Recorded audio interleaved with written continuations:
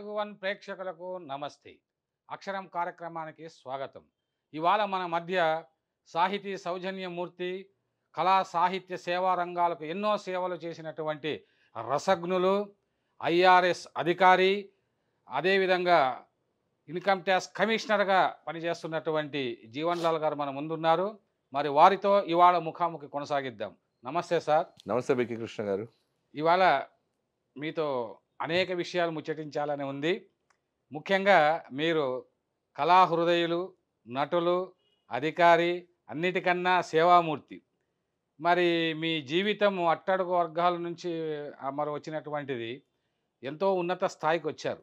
కాబట్టి ఇవన్నీ తెలుసుకునే ముందు మొట్టమొదట మీ నేపథ్యం గురించి, మీ తల్లిదండ్రులు, మీరు ఎక్కడ పుట్టారు, మరి ఎక్కడ చదువుకున్నారు, ఆ విషయాలన్నీ గురించి కొద్దిగా మీరు తెలియజేయండి. కృష్ణ గారు, మీరు అన్నట్లుగా ప్రెసెంట్గా నేను ఇన్కమ్ ట్యాక్స్లో కమిషనర్గా హైదరాబాద్లో అపీల్స్ అనేటువంటి బాధ్యత నిర్వర్తిస్తున్నాను. ఇక్కడ హైదరాబాద్లో ఒక 2 కమిషనర్ ఛార్జీలు చూసుకోవాల్సిన బాధ్యత ఉంది. అయితే ఇవాళ కమిషనర్గా ఐఆర్ఎస్గా ఉన్న నేను నేపథ్యం అని మీరు సరైన ప్రశ్న వేశారు. నాది ఖమ్మం జిల్లా, మీకు తెలుసు.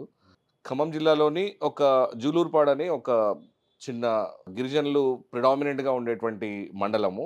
జూలూరుపాడులో పాపకొల్లు అనేటువంటి గ్రామము. ఆ గ్రామంలో నాన్నగారు పుట్టి పెరిగింది, నాన్నగారు చదువుకుంది అక్కడే. సో నేను పుట్టింది అక్కడే. సో ఖమ్మం జిల్లా ప్రిడామినెంట్గా మాది. ఇప్పుడు కొంచెం కొంత పార్ట్ నాన్నగారు వచ్చేసి రాములు నాయక్ గారు, లావడియా రాములు గారు. ఏం చేసేవాళ్ళు? పోలీస్ ఆఫీసర్గా రిటైర్ అయ్యారండి. పోలీస్ ఇన్స్పెక్టర్గా రిటైర్ అయ్యారు నాన్నగారు. రిటైర్ అయిన తర్వాత కూడా ఆయన అంటే పోలీస్ డిపార్ట్మెంట్లో ఎంతగా అయితే డెడికేటెడ్గా సర్వీస్ ఇచ్చారో అదే సర్వీస్ కంటిన్యూ చేస్తూ ఆ తర్వాత కూడా ఆయన రాజకీయాల ద్వారా ప్రజలకు ఎంత చేరువయ్యారు అని అంటే ఇండిపెండెంట్గా రాజకీయ నాయకుడిగా ఎమ్మెల్యేగా గెలవగలిగినటువంటి సామర్థ్యం అయింది. గెలిచారు. ప్రాంతంలో ఖమ్మం జిల్లాలో వైరా నియోజకవర్గానికి ఆయన ప్రాతినిధ్యం వహించి ఎంతో గొప్ప పేరు తెచ్చుకున్నారు. అలాంటి మహానుభావుడికి కొడుకుని నేను, ఏకైక కుమారుడిని. ఒక 2 కూతుళ్ళు కూడా ఉన్నారు నాన్నగారికి. నాకంటే పెద్ద అక్క, తర్వాత చెల్లి. అక్క స్కూల్ హెడ్ మాస్టర్గా చేస్తున్నారు అక్కడే ఖమ్మంలో. అండ్ చెల్లి వచ్చేసి కొత్తగూడెంలో ఎక్సైజ్లో సిఐగా చేస్తుంది. మీ యొక్క ప్రాథమిక విద్య ఎక్కడ కొనసాగింది? కొత్తగూడెం జిల్లా అండి. అంటే ఇప్పుడు కొత్తగూడెం జిల్లాగా మారింది, ముందు ఖమ్మం జిల్లా అనేవారు. అక్కడ తర్వాత నాన్నగారు వృత్తిరీత్యా అంటే తన జీవితాన్ని ఆయన కానిస్టేబుల్గా మొదలుపెట్టారు. పోలీస్ డిపార్ట్మెంట్లో కానిస్టేబుల్గా మొదలుపెట్టిన నాన్నగారు ఖమ్మంలో చాలా సర్వీస్ చేశారండి. సో ఖమ్మంలో సర్వీస్ చేస్తున్న క్రమంలోనే ఆ సమయంలోనే అక్కడే మేము నేను కానీ అక్క కానీ చెల్లె కానీ మా విద్యాభ్యాసం అంతా ఖమ్మంలోనే నడిచింది. ఖమ్మంలో టైనీ టాట్స్ అనే ఒక స్కూల్లో మా విద్యాభ్యాసం మొదలైంది. మొదటి 7 సంవత్సరాలు అక్కడే, 7వ తరగతి వరకు కూడాను. ఆ తర్వాత అంటే 6వ తరగతి వరకు తెలుగు మీడియంలో చదువుకున్నారు? తెలుగు మీడియమే చదువుకున్నానండి. తెలుగు మీడియమే. అంటే మళ్ళీ ఇక్కడ మళ్ళా మీరు విద్యాభ్యాసం గురించి అది చెప్తే ఏమవుతుందంటే తెలుగు మీడియం అని చెప్పేసానంటే మీరు నన్ను మళ్ళీ కొంచెం ఎమోషనల్కి గురి చేసే విషయం ఇది. అంటే ఇప్పుడు సైంటిస్టులు చెప్తుంటారు చూడండి, అంటే మీడియం వగేరా అని చెప్పేసి. ఏదైతే మన అంటే ఏ విద్యార్థి అయినా, ఏ చిన్నపిల్లలు అయితే, ఎస్పెషల్లీ చిన్నపిల్లలు అయితే అండర్స్టాండింగ్ అనేటువంటిది, ఆకలింపు చేసుకోవడం అనేటువంటిది తెలుగులో ఆలోచించి తెలుగులో ఆకలింపు చేసుకొని ఆ తర్వాత ఏ భాషలోనైనా మాట్లాడితే సులభం అని చెప్పేసి వాళ్ళ సైంటిస్టులు అందరూ చెప్తుంది. అది మా విషయంలో జరిగింది. మాతృభాషలోనే విద్యాభ్యాసం అద్భుతంగా ఉంటుంది. అండ్ పిల్లలు తొందరగా ఆకలింపు చేసుకుంటారు. మాతృభాషలో చేసుకున్నంత సులువుగాను త్వరగాను ఆకలింపు మిగతా భాషల్లో జరగదని నా అభిప్రాయం. సైంటిస్టులు కూడా ఇప్పుడు చెప్తుంది అదే మాకు జరిగింది. సో ఆ విధంగా నేను నా విద్యాభ్యాసం ఏంటంటే ప్రాథమిక విద్యాభ్యాసం కానివ్వండి, అప్ టు 10th క్లాస్ కానివ్వండి, ఆ తర్వాత అంటే 6వ తరగతి వరకు ఖమ్మంలో చదువుకున్నాను. 7వ తరగతి తల్లంపాడు అని పక్కనే ఒక చిన్న ఊర్లో ఒక గవర్నమెంట్ స్కూల్లో చదువుకున్నాను 7వ తరగతి. తద్వారా నేను రెసిడెన్షియల్ స్కూల్లో ఎంట్రన్స్ రావడానికి అవకాశం కలిగింది. So AP residential school Enkoor అని చెప్పేసి ఖమ్మం జిల్లాలోనే అప్పట్లో మహానుభావుడు నందమూరి తారక రామారావు గారు అప్పట్లో ఈ రెసిడెన్షియల్ స్కూల్ అనే వ్యవస్థను తీసుకొచ్చారండి ఆయన. ఒక రకంగా అంటే నేను ఆయనకి కృతజ్ఞుడిని. వాళ్ళ ఆయన పెట్టినటువంటి అలాంటి స్కూల్లో చదువు అందుబాటులో ఉండాలి. బాగాను అట్టడి వర్గాల గురించి అండ్ అంతెందుకు తెలుగు గురించి, తెలుగు వారి గురించి, ఫైనల్ గా భారతీయుల గురించి ఆయన ఒక మహానుభావుడు. భారతదేశంలో పుట్టినటువంటి ఒక మేరునగ ధీరుడు. అట్లాంటి వ్యక్తి జన్మించినటువంటి ఈ రాష్ట్రంలో ఆయన కల్పించినటువంటి ఆ విద్యాభ్యాసం అంటే ఏదైతే ఆ స్కూల్లో చదువుకున్నందుకు గర్వకారణంగా ఫీల్ అవుతుంటాను నేను. సో అంటే నా ఏదైతే ప్రగతికి, అభివృద్ధికి మొత్తానికి ఆద్యం వచ్చేసి ఆ 8, 9, 10 తరగతులు ఆ రెసిడెన్షియల్ స్కూల్‌లో చదువుకున్న ఒక కాలం ఏదైతే ఉందో, అక్కడ టీచర్లు కూడా చాలా అద్భుతంగా ఉండేవారండి. ఓహో! ఆ స్కూల్‌లో చదువుకొని హ్మ్. నా జీవితం అంతా మారిపోయిందని ఫీల్ అవుతుంటాను నేను. ఓహ్! అక్కడికి నేను వెళ్ళాలని మళ్ళీ తల్లంపాడులో ఆ గవర్నమెంట్ స్కూల్‌లో చదివించి నాన్నగారు అట్లా దానికోసం అంటే హ్మ్. నా జీవితానికి అలా ఆయన వేసిన స్కెచ్‌లో హ్మ్. ఇది మెయిన్ స్కెచ్ అనమాట. మెయిన్ హ్మ్. పార్ట్. ఈ స్కూల్ పార్ట్ అనేటువంటిది హుహు. రాములు నాయక్ గారు అక్కడ నన్ను జాయిన్ చేసి హ్మ్. నాన్నగారు హ్మ్. ఆహ్, అక్కడ చదువుకొని చాలా హ్మ్. బాగా అంటే బోర్డింగ్ స్కూల్స్ అంటారు చూడండి ఇప్పుడు. అవునవునవును. అలాంటి హ్మ్. బోర్డింగ్ అనమాట మాది. హ్మ్. అయితే గవర్నమెంట్ బోర్డింగ్ అవ్వడం చేత హ్మ్. సదుపాయాలు వగైరా అనేటువంటిది మీరు అడగనేకూడదు. హ్మ్. సదుపాయాలు వేరుగా ఉన్నా గూడా అవును. స్కూల్ మాత్రం పరికల్పన ఏదైతే ఉందో, హ్మ్. ఆ జిల్లాకు సంబంధించినటువంటి గవర్నమెంట్ స్కూళ్ళల్లో వగైరా వీళ్ళంతా చదువుకున్నటువంటి అద్భుతమైన విద్యార్థులు ఎవరైతే టాపర్స్ ఉంటారో, హ్మ్. వాళ్ళందరినీ ఒక చోటకి చేర్చి, హ్మ్. వాళ్ళకొక ఐ మీన్ అద్భుతమైన హ్మ్. ఒక ఉన్నతమైనటువంటి విద్యార్థులుగాను, ఉన్నతమైనటువంటి పౌరులుగాను తయారు చేసే ప్రయత్నం అనేటువంటిది ఆ స్కూళ్ళ హుహు. ద్వారా హుహు. చేశారు హ్మ్. రామారావు గారు. హ్మ్. నందమూరి తారక రామారావు గారు, హ్మ్. ఎన్టీఆర్ గారు హ్మ్. మనకు ఆయన చేసినటువంటి ఆ స్కూల్‌లో హ్మ్. చదువుకొని నాలాగా అంటే నేనొక్కడినే ఆ గాదు. స్కూల్‌లో చదివే రోజుల్లోనే హ్మ్. ఇట్లా ఐఆర్ఎస్ అధికారి అవుతానని మీరు ఊహించారా? నేను మీకు ఇందాక చెప్పాను. నాన్నగారు హ్మ్. చేసిన స్కెచ్ ఏదైతే ఉందో, హ్మ్. అది నేను స్కూలింగ్ వరకు ఆగలేదండి ఆయన. ఆయన హ్మ్. నేను ఐఏఎస్ ఆఫీసర్‌గా అంటే ఐఆర్ఎస్ అయినాను నేను గానీ, హ్మ్. ఐఏఎస్ ఆఫీసర్‌గానే అవ్వాలి అనేటువంటిది ప్రతీదీ ఆయన ఒక హ్మ్. స్కెచ్ వగైరా ఈ కాలేజీ, ఈ స్కూలు వగైరా అనేటువంటిది హుహు. ఒక గిరిజన కానిస్టేబుల్ అయినటువంటి రాములు నాయక్ గారు అప్పటికే రచించినటువంటి ఒక ప్లానింగ్ ఉంది. ఒక పుస్తకమే 'జీవన్‌లాల్' జీవన్‌రామ్. అంతేనండి. ఆహాహా! ఆ! సో, ఆయన I mean he has made the sketch hmm. Everything that I mean schooling ఎక్కడ జరగాలి, హ్మ్. ఆ తర్వాత +2 ఎక్కడ జరగాలి, అంటే ఆ తర్వాత తల్లిదండ్రులు ఇంజినీరింగ్ ఆశించిన వగైరా అంతా. పిల్లలు కూడా అంత చురుకైన విద్యార్థులు ఉండాలి కదా! మీరు చిన్ననాడు చురుకైన విద్యార్థి అని మీ నాన్నగారు అనేవాళ్ళు. కాన్సంట్రేషన్ నా మీద ఆయన చూపించినటువంటి ఆయన ప్రతీదీ చాలా పట్టించుకొని పిల్లల్ని పెంచుతారు చూడండి. అవును. హ్మ్. పట్టి, పట్టి పెంచినటువంటి వ్యక్తిని నేను. హ్మ్. అంటే బాగా నన్ను ప్రతి స్టేజ్‌లోనూ ఆయన హ్మ్. పిల్లలుగా ఉన్నప్పుడు ఆకతాయిగా ఉండడం సహజం. అండ్ సహజమే. వీలుంటే అవకాశం దొరికితే చదువు వదిలేసి ఆటలాడుకోవడం అనేటువంటిది సహజమే. హ్మ్. మనమంతా అవును. ఆ కోవకి చెందిన వారమే. ఆ! సో, అంటే మళ్ళీ ఆటలు లేక కాదు. హ్మ్. మళ్ళీ చాలా చక్కని అథ్లెట్‌లుగా తయారు చేశారు మమ్మల్ని. ఓహో! నాన్నగారు అంటే అథ్లెటే. ఆటల్లో గూడా మీరు ఆ! బాగా ఆ! ఆటల్లో కూడా ధీటుగా తయారు చేశారాయన. అంటే హ్మ్.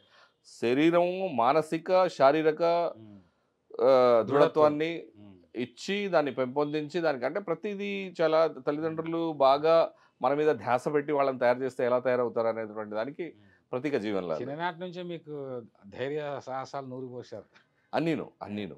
ఆ! ధైర్య సాహసాలు కానివ్వండి, హ్మ్. మానసికంగా ఎలా నడుచుకోవాలి కానివ్వండి, సమాజంలో ఎలా నడుచుకోవాలి కానివ్వండి, పెద్దలతో ఎలా మెసులుకోవాలి, పిల్లలతో ఎలా మెసులుకోవాలి, చదువులు ఎలా సాగించాలి, ఏ సమయంలో చదువుకోవాలి, ఏ సమయంలో ఏం చేయాలి అనేటువంటిది ప్రతీదీ చాలా చక్కగా తర్వాత ఉన్నత స విద్య ఎక్కడ మీరు అభ్యసించారు సార్? అంటే స్కూలింగ్ అక్కడ ఇందాక బోర్డింగ్ అండ్ గవర్నమెంట్ బోర్డింగ్ హ్మ్. స్కూల్, ఏపీ రెసిడెన్షియల్ స్కూల్ ఏన్కూరులో అట్లా అద్భుతమైనటువంటి చదువుల తర్వాత హ్మ్.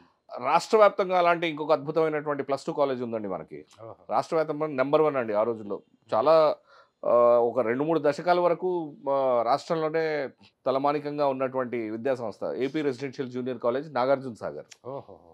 హ్మ్. ఏపీఆర్ చేసి నాగార్జున సాగర్. అప్పుడు ఉమ్మడి రాష్ట్రం కలిసి అవునవును. ఉన్నటువంటి దాంట్లో హ్మ్. మొత్తం రాష్ట్రంలోంచి అద్భుతమైనటువంటి విద్యార్థులు. టాప్ హ్మ్. 50 మందిని మాత్రమే ఎంచుకునేవారు. ఓహోహో! హ్మ్. అలాగా రాష్ట్ర వ్యాప్తంగా ఒక ఎంట్రన్స్ పరీక్ష రాసి, హ్మ్. దాని ద్వారా ఎంపిక చేసినటువంటి ఆ అద్భుతమైనటువంటి 50 మందిలో మీరు విద్యార్థులు. కూడా ఉన్నారు. నేనొకడిని అందులో. హుహు. అలాగా ఒక ఎంపీసీ అనేటువంటి గ్రూప్ తీసుకొనేసి హ్మ్. ఫిజిక్స్, కెమిస్ట్రీ, మ్యాథ్స్‌తో ఇంజినీరింగ్ వైపుకి వెళ్దాం అనేటువంటి హ్మ్. ప్రయత్నంలో ఇంటర్మీడియేట్ అక్కడ హుహు. సీట్ అక్కడ రావడం జరిగిందండి. అది అదృష్టమే మళ్ళీ నాకు. ఎంపీసీ చదివి తర్వాత ఇంజినీర్ వెళ్లారు. అక్కడ చదివిన తర్వాత ఇంకా మీరు వెనక్కి తిరిగి చూసుకోనక్కర్లేదనండి. అంటే హ్మ్. మీరు ఒక ఉన్నతమైన, అద్భుతమైనటువంటి విద్యార్థి అనేటువంటి స్టాంప్ అనమాట అది. ఓహో! AP residential junior college Enkuru, Nagarjuna సాగర్‌లో సీట్ సంపాదించామంటే, హ్మ్. రాష్ట్రంలో టాప్ 50, టాప్ 100లో మీరున్నట్లే అనమాట. ఓహోహో! హ్మ్. అది స్టాంప్ అక్కడ. హ్మ్. సో, ఆ స్టాంప్ తర్వాత మళ్ళీ వెనక్కి తిరిగి చూసుకోవాల్సిన పని లేదు. హ్మ్. అక్కడి నుంచి జీవితం ఇంకా ముందుకే సాగింది. ఫార్మేటివ్ స్టేజెస్‌లో ఏంటనేటువంటిది అప్పుడున్నటువంటి పేరెంట్స్ మెయిన్‌గా 90% ఆ తర్వాత ఒక ఐ మీన్ 10, 20% టీచర్లు గూడా. హ్మ్. మాకు బోర్డింగ్ టీచర్స్ అద్భుతంగా ఉండేవారు. ఇక్కడ నాగార్జున సాగరంలో. ఏన్కూరులో గూడాను. ఏదుగురు. ఆ! ఏన్కూరులో హ్మ్. అద్భుతమైన వారు ఉండేవారు. తర్వాత హ్మ్. నాగార్జున సాగర్ ఏంటంటే అది ఎస్టాబ్లిష్డ్ టాప్ ఇన్‌స్టిట్యూట్ అండి. హ్మ్. స్టేట్‌లోనే. మనకు గూడా ఇక్కడ చాలా మంది బ్యూరోక్రాట్స్, హ్మ్. పొలిటీషియన్స్ హ్మ్. అండ్ మెనీ హ్మ్. కార్పొరేట్స్ పెట్టుకున్నటువంటి హ్మ్. అద్భుతమైన గొప్ప గొప్ప వాళ్ళంతా ఏపీ హ్మ్. Residential junior college Nagarjuna Sagar నుంచి హ్మ్. అక్కడి నుంచి వచ్చిన వాళ్ళు హ్మ్. 90% ఇవాళ వివిధ మీరు దేశాల్లో టాప్ కంపెనీస్ నడిపిస్తున్నారంటే నమ్మాలి మీరు. తర్వాత కాలేజీ లైఫ్ ఎలా గడిచింది? కాలేజీలో మీరు చాలా యాక్టివ్ పర్సన్ అని ఏ విద్యార్థి నాయకుడిగా ఉండేవారు గ్రాడ్యుయేషన్లో అంటారా? గ్రాడ్యుయేషన్లో నాది అంటే బాగా ఐ మీన్ ఎంత అద్భుతమైన కాలేజ్ అంటే రీజనల్ ఇంజనీరింగ్ కాలేజ్ అనేవారు. ఇప్పుడు ఎన్ఐటి అంటారు చూడండి, Warangal, national institute of technology Warangal. అప్పట్లో ఆర్ఈసి వరంగల్ అనేవాళ్ళు, రీజనల్ ఇంజనీరింగ్ కాలేజ్. అదొచ్చేసి అంటే ఇంటర్మీడియట్ తర్వాత ఎంసెట్, తర్వాత ర్యాంకు అండ్ కేటగిరీలో స్టేట్ సెకండ్ వగేరా అంతా ఉండే. అండ్ కంప్యూటర్ సైన్స్ తీసుకున్నాను ఆర్ఈసి వరంగల్లో. ఆర్ఈసి వరంగల్ గురించి మీకు తెలుసు, చాలా ఎంతో అభ్యుదయ భావాలు ఉన్నటువంటి కాలేజ్. బాగా అభ్యుదయ భావాలు, ప్రతిదీ కూలంకషంగా చర్చించి ఏదైనా విడమర్చి చెప్పి కూలంకషంగా అర్థం చేసుకునేసి ఆ విధమైనటువంటి విద్యార్థులు ఎక్కువగా ఉండేటువంటి సంస్థ అది. అంటే నవయవనంలో ప్రవేశించారు కదా, అభ్యుదయ భావాలు బాగా అలవాటు బాగా ఉన్నాయి. అంటే అక్కడ అంత పోరాటాలు చేయాల్సిన అవసరం వచ్చిన కాలేజ్ ఏం కాదు, బాగుండింది చాలా చక్కగా. అక్కడ కూడా ఇంజనీరింగ్ ఇలాగే కంప్యూటర్ సైన్స్ అనేటువంటిది తీసుకుని, అప్పట్లో కంప్యూటర్ సైన్స్ చాలా కొత్త. 1992లోనే నేను ఎన్ఐటి వరంగల్లో బీటెక్ జాయిన్ అయ్యాను. 92లో సీట్ వచ్చింది అక్కడ నాకు. 92 నుంచి 96 నేను ఇంజనీరింగ్ చేశానండి అక్కడ. ఇంజనీరింగ్ చేసిన తర్వాత అంత సాఫ్ట్వేర్ ఇంజనీరింగ్కి వెళ్ళాలనుకుంటారు కదా, మరి మీరు ఇక్కడ అంటే సాఫ్ట్వేర్ ఇంజనీరింగ్ అమెరికా కానీ వేరే దేశాలకు వెళ్ళాలనుకుంటారు, కానీ మీరు భారతదేశంలో ఉండి ఇక్కడే సేవలు చేయాలని, ఈ రంగంలోకి రావాలని ఎలా అనుకుంటారు? సాఫ్ట్వేర్ ఇంజనీర్గా నేను వర్క్ చేశాను. అంటే క్యాంపస్ ప్లేస్మెంట్ ద్వారా నాకు ఆర్ఈసి వరంగల్ నుంచి డైరెక్ట్గా నేను electronics corporation of India limited ECIL హైదరాబాద్లో నాకు ఉద్యోగం వచ్చింది. అంటే క్యాంపస్లో ఉండగానే క్యాంపస్ ప్లేస్మెంట్ అంటారు, క్యాంపస్ ప్లేస్మెంట్ వచ్చింది. గవర్నమెంట్ కంపెనీ అని కావాలని తీసుకున్నాను. కొంచెం గవర్నమెంట్ కంపెనీ అంటే అప్పటి నుంచే నాకేంటంటే కాస్త orientation towards country and I mean కంట్రీకి వీ షుడ్ బి యూస్ఫుల్ అనేటువంటి ఓరియంటేషన్ చిన్నప్పటి నుంచి నాన్నగారు కొంచెం గట్టిగా పెట్టేసి ఉన్నారు. ఈ పేట్రియాటిజం అనేటువంటిది అణువున నూరిపోసి ఉన్నటువంటి వ్యక్తిత్వం నాది. ఆ రీత్యా కానివ్వండి, అంటే సేమ్ టైం నేను ప్రైవేట్ సంస్థలు అయినటువంటి విప్రో, టీసీఎస్ ఇట్లాంటివి కూడా చాలా వచ్చినాయి మా కాలేజ్కి. చాలామంది నా కలీగ్స్ వీళ్ళు కూడా వెళ్ళారు అందులో. కానీ నేను పర్టికులర్గా చూజ్ చేసుకున్నది వచ్చేసి గవర్నమెంట్ సంస్థ అయినటువంటి electronics corporation of India. And అప్పట్లో భారతదేశంలో టాప్ ఎలక్ట్రానిక్స్ కార్పొరేషన్ అంటే ఈసీఐఎల్ఏ. అప్పట్లో 1990ల దశకంలో, అంటే 80s నుంచి మొదలైంది. యాక్చువల్లీ ఐ మీన్ మహానుభావులు సైంటిస్ట్ ఏఎస్ రావు గారు మొదలెట్టినటువంటి సంస్థ అండి అది. ఎలక్ట్రానిక్స్కి భారతదేశానికి అద్భుతమైనటువంటి సొల్యూషన్స్ ఇచ్చినటువంటి సంస్థ అనమాట. జాయిన్ అయ్యి సాఫ్ట్వేర్ ఇంజనీర్గా దాదాపు నేను 5 సంవత్సరాలు పనిచేశానండి అక్కడ. అంటే నేను చేసినటువంటి 4 సంవత్సరాల ఇంజనీరింగ్కి భారతదేశంలో as a software engineer I have given my contribution in the software field. Software ఫీల్డ్లో అక్కడ ఉండగా అద్భుతమైనటువంటి బ్యాంకింగ్ సొల్యూషన్స్ తయారు చేసాం. బేసిస్ అని ఒక సాఫ్ట్వేర్ ఉండేది, బ్యాంకులకి ఇచ్చేది electronics corporation of India limited. So బేసిస్లో నేను I was one of the programmer అనమాట. ఐ హ్యావ్ డెవలప్డ్ అంటే అక్కడ క్లియరింగ్ మాడ్యూల్ అని ఒకటి, బ్యాంకులో చెక్ క్లియరింగ్ అవి అంటారు చూడండి, దానికి సంబంధించిన సాఫ్ట్వేర్ అంతా రాశాను అక్కడ నేను. అండ్ ఇప్పుడు మొత్తం అంతా ఐ మీన్ పబ్లిక్ ఇష్యూకి ఐపీఓ అని షేర్లు అంతా వస్తుంటారు చూడండి, వాటికి సంబంధించినటువంటిది ఐ మీన్ మర్చెంట్ బ్యాంకింగ్ అంటారు దాన్ని. ఆ మర్చెంట్ బ్యాంకింగ్కి బ్యాంకులు ఏ విధంగా ఆపరేట్ చేయాలి మర్చెంట్ బ్యాంకర్గా అనేటువంటిది మొత్తం దానికి సంబంధించిన సాఫ్ట్వేర్. అప్పట్లో దాదాపు నేను రాసినప్పుడు ఇంకెవరు రాసలేరు అనుకుంటాను. మొట్టమొదటి సాఫ్ట్వేర్లలో నాది ఒకటి ఉండాలి, మర్చెంట్ బ్యాంకింగ్ మాడ్యూల్. ఎన్నో బ్యాంకుల్లో అది ఇంప్లిమెంట్ చేసి అవకాశాలు కూడా అలాగే వచ్చినాయి. ఈసీఐలో నేను సాఫ్ట్వేర్లో ఇట్లా డేటాబేస్ మేనేజ్మెంట్ అంటారు దీన్ని, డిబిఎంఎస్లో చేస్తున్నప్పుడు అప్పట్లో వైటీకే ప్రాబ్లం వగైరా అదంతా ఉండేటువంటి రోజులు అవి. అవకాశాలు బ్రహ్మాండంగా వచ్చాయండి. అమెరికాకి నాకు చాలా అవకాశాలు వచ్చాయి. అండ్ అమెరికాకే కాదు, విత్ ఇన్ ఇండియా కూడా నాకు స్టార్ట్అప్ కంపెనీస్ కానివ్వండి అట్లాంటి వాటికి సిఇఓగా అంటే హెడ్గా స్టార్ట్ చేసేటువంటి అవకాశం వచ్చింది నాకు. ఎందుకంటే అప్పట్లో ఎక్కువ మంది సాఫ్ట్వేర్ ఇంజనీర్లు ఉండేవారు కాదు.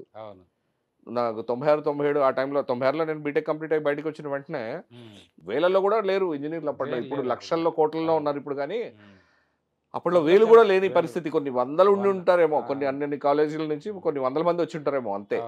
అవసరమేమో చాలా ఎక్కువగా ఉండేది. ఎందుకంటే అప్పుడు సాఫ్ట్వేర్కి ఏది మన సాఫ్ట్వేర్ ఇండస్ట్రీ అప్పుడే బూమ్ అవుతున్నటువంటి రోజులు అవి. సో నాకున్నటువంటి ఎక్స్పీరియన్స్ 4-5 సంవత్సరాలకు నాకు సిఇఓ ఆఫర్ కూడా వచ్చింది అప్పట్లో చక్కగా. అంటే అటే వెళ్ళాలి అని చెప్పేసి నేను అనుకుంటే అటు వెళ్ళి ఉండేవాడిని. కాకపోతే చిన్నప్పటి నుంచి నా వే క్లియర్ అయిపోయింది. అంటే మీరు అది అటు సాఫ్ట్వేర్ ఇంజనీరింగ్ చేస్తూ మరి చాలా కష్టమైనటువంటి అప్పుడే ఇన్వెన్షన్స్ అవి చేస్తున్నారు కదా, మరి ఆ సమయంలో ఈ సివిల్ సర్వీసెస్ వైపు రావాలని ఎందుకు అనిపించింది? చిన్నప్పటి కోరికే. చిన్నప్పటి నుంచి నాన్నగారు గుండెల్లో దిట్టంగా వేసినటువంటి కోరిక ఇది. చాలా బలంగా నాటుకుపోయినటువంటి ఐ మీన్ ఆకాంక్ష, నాకు సాధించి తీరాలి అని నేను లక్ష్యంగా పెట్టుకున్నటువంటి అది. నా లక్ష్యాన్ని చాలా చిన్నప్పుడే సెట్ చేశారు. అది అందుకే పిల్లలకి లక్ష్యాలు ఎప్పుడు చిన్నప్పుడే చాలా పటిష్టంగా వాళ్ళ గుండెల్లో నాటాలండి. గుండెల్లో చిన్నప్పుడే నాటేసినటువంటి మొక్క ఏంటంటే అట్లా మనతో పాటు పెరిగి అది వృక్షం అయిపోద్ది. దాన్ని మీరు మార్చలేరు తర్వాత. దాన్ని మీరు బయటికి వెళ్ళలేరు. Strong so, motivation. ఖచ్చితంగా ఏంటంటే ఒక ఎయిమ్ పెట్టుకునేసి ఆ ఎయిమ్ పట్ల మనం ముందుకు కదిలితే డెఫినెట్‌గా ఏదైనా సాధించొచ్చు అనేటువంటి దాంట్లో అంటే నేను ఈ ఇంజినీరింగ్ చేస్తున్న అన్ని రోజులు కూడా సమయం దొరికినప్పుడల్లా సివిల్ సర్వీసెస్ కోసం కొంచెం కనెక్ట్‌లోకి వెళ్ళాను. అంటే తర్వాత ఈ మన ఈసీఐఎల్‌లో పనిచేస్తున్నప్పుడు కొంత సివిల్ సర్వీసెస్ కోసం ప్రిపేర్ అయ్యాను. ఇంకా ఫైనల్‌గా ఏంటంటే సివిల్ సర్వీసెస్ కోసం చాలా గట్టిగా ప్రయత్నించాలి. అరాకొరా మాదిరి ప్రయత్నిస్తే వచ్చేటువంటి సర్వీస్ కాదండి అది. కాబట్టి ఉద్యోగం చేస్తూనే ఈ ప్రయత్నాలు చేసేవాడిని. కొద్ది గంటలే దొరికేవి. ఎందుకంటే అప్పట్లో యంగ్ ఇంజినీర్స్ మీద చాలా ప్రెషర్ ఉండేది ఈసీఐఎల్‌లో.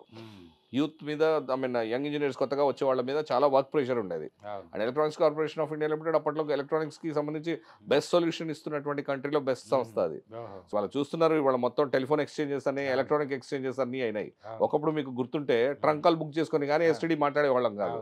అవన్నీ ఆ ఎక్స్చేంజ్లు అన్నీ ఎలక్ట్రానిక్ ఎక్స్చేంజ్గా మార్చిన సంస్థ ఎవరు?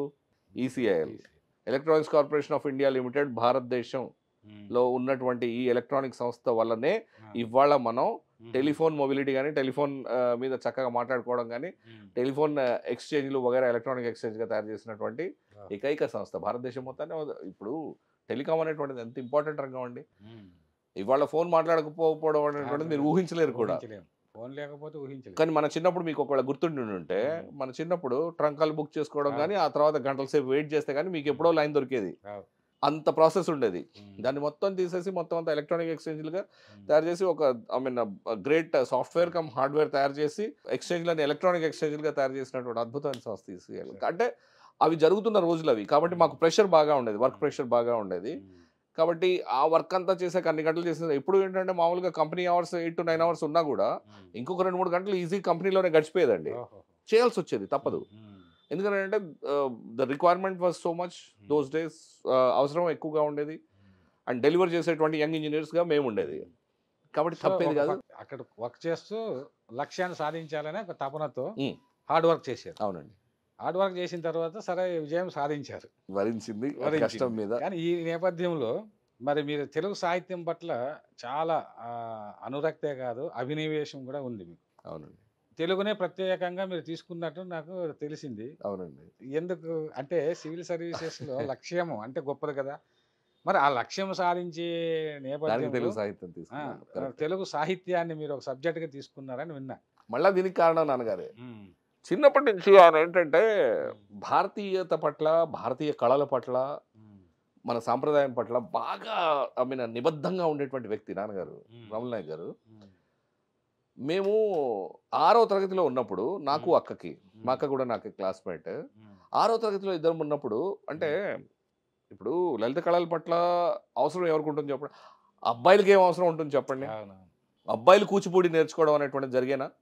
6వ తరగతిలో ఉన్న జీవన్ లాల్కి, 6వ తరగతిలో ఉన్న మా అక్క ఝాన్సీబాయికి ఇద్దరికి కలిపి ఒక డాన్స్ టీచర్ని పెట్టి కూచిపూడి నృత్యం మాకు నేర్పించారు నాన్నగారు.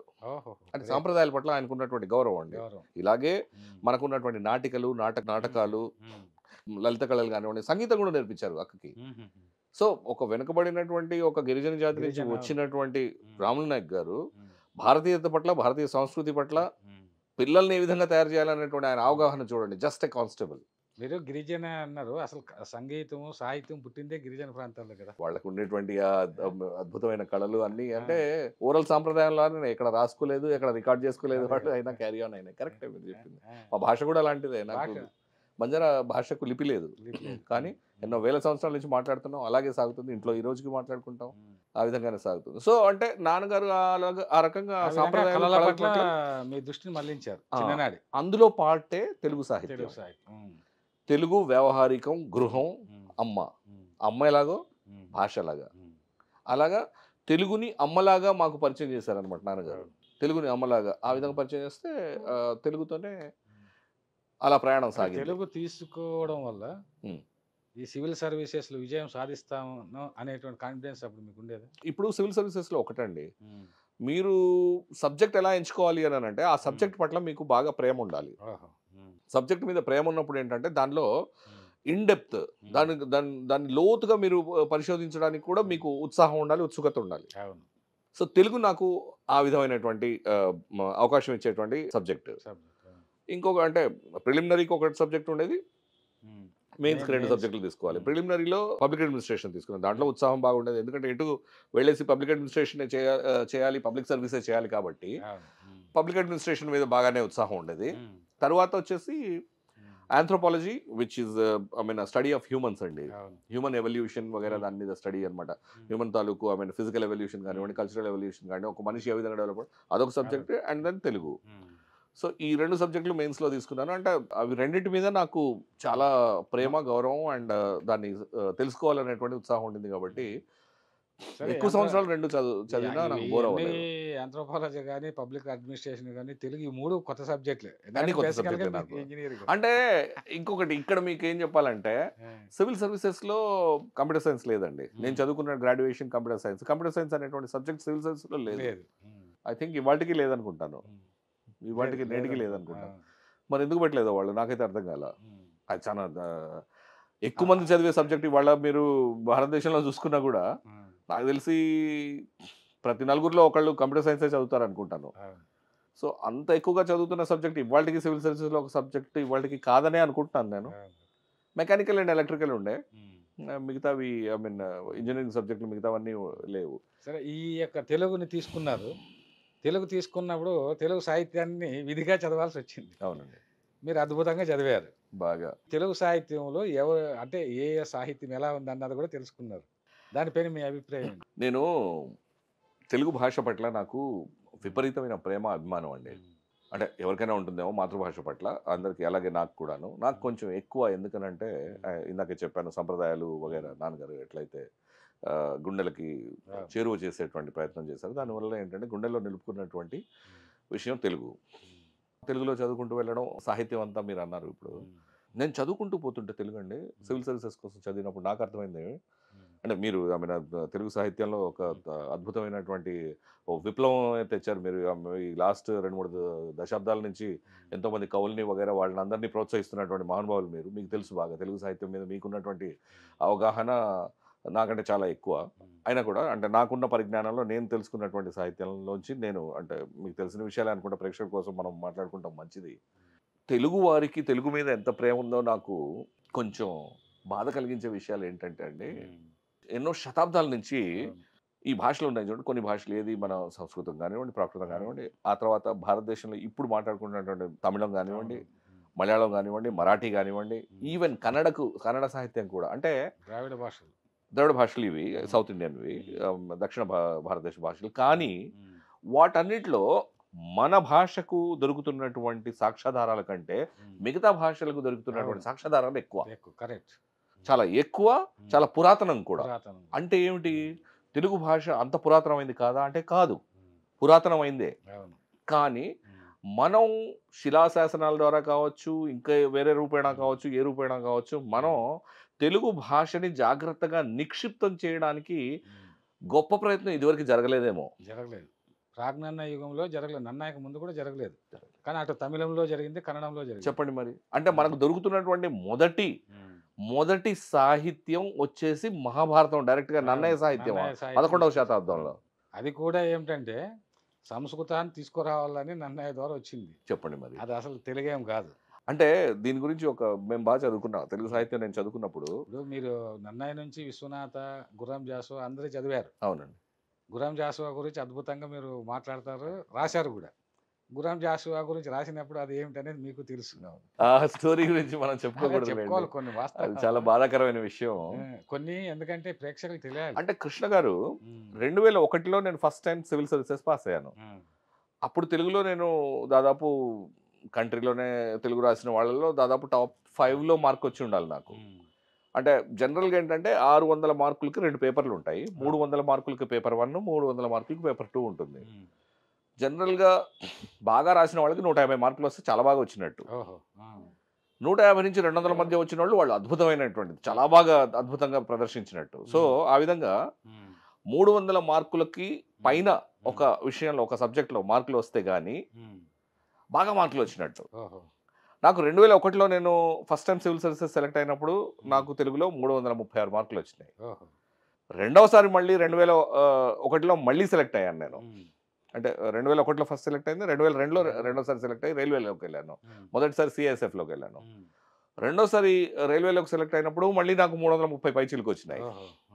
మూడవసారి 2004లో నేను అంటే తెలుగు సాహిత్యాన్ని అన్ని సంవత్సరాలుగా బాగా చదువుతూ ఇంకా పరిజ్ఞానం సంపాదించినటువంటి కాలంలో నాకు తెలుగులో మొదటి పేపర్లో ఇదివరకు వచ్చినట్లుగానే మార్కులు వచ్చాయి. ఇది భాషా పరిజ్ఞానం ఆ పేపర్. రెండో పేపర్ ఏంటంటే సాహిత్యానికి సంబంధించినటువంటి విషయం, కావ్యాల గురించి మనం విశ్లేషణ ప్రశ్నలు ఉంటాయి, వాటి మీద రాయాల్సినటువంటి పేపర్ 2 అంటారు దాన్ని. అందులో నాకు కొంచెం పట్టు మామూలుగా ఎక్కువ. మూడో ప్రయత్నంలో 2004లో నాకు రెవెన్యూ సర్వీస్ వచ్చినప్పుడు నాకు అది వరకు వస్తున్నటువంటి తెలుగు మార్కులు 2 పేపర్లు కలిపితే 330 పైచీలకు వచ్చిన మార్కులు 2004లోకి వచ్చేసరికి 230కి పడిపోయింది. పెరగాల్సింది తగ్గిపోయినాయి, 100 మార్కులు తగ్గిందండి. చూసారా? ఇంచుమించు డైరెక్ట్ గా జనరల్ కేటగిరీలో సెలెక్ట్ అవ్వాల్సినటువంటి అది ఐఏఎస్ వచ్చేటువంటి పరిజ్ఞానం అదే మార్క్ వచ్చింటే 330 అది వరకు 2 సార్లు వచ్చింది, ఒకసారి కూడా కాదు 2 సార్లు వచ్చింది. మూడోసారి జనరల్ గా రిపీట్ అవుతుంది లేదా కొంచెం ఎక్కువ అవుతుంది, ఎక్కువ రావాలి రావాల్సింది. పేపర్ 2లో విచిత్రంగా నాకు అతి తక్కువ మార్కులు పడ్డాయి. జీవన్ లాల్ గారు, ఇది చాలా మంచి ప్రశ్న అనుకుంటా నేను. 2 సార్లు మీరు సివిల్ సర్వీసెస్లో పరీక్షలు రాసి అత్యధిక మార్కులు వచ్చి మూడోసారి రాలేదు. దానికి కారణం ఏమనుకుంటున్నారు? అంటే మీరు రాసినటువంటి ప్రశ్న ఎవరి గురించి రాశారు, దాని యొక్క నేపథ్యం ఏంటి? ఇది నేను మీతో ఇదివరకు కూడా చర్చించాను బికే కృష్ణ గారు. కాస్త చెప్పకూడని విషయం, కానీ నా గుండెల్ని జీవితాంతం తొలుస్తున్న విషయం. కాకపోతే ఈరోజు నేను నా గుండెలో ఇన్నాళ్ళు పెట్టుకున్న ఈ తెలుగు సాహిత్యం పట్ల నాకున్న ప్రేమతో వచ్చినటువంటి బాధని, జరిగినటువంటి అన్యాయం కాదు, చాలా మంది జరిగింది ఇది. దీని వెనుక ఎంత బాధాకరమైన సన్నివేశం ఉందనే తెలియాలి ప్రపంచానికి.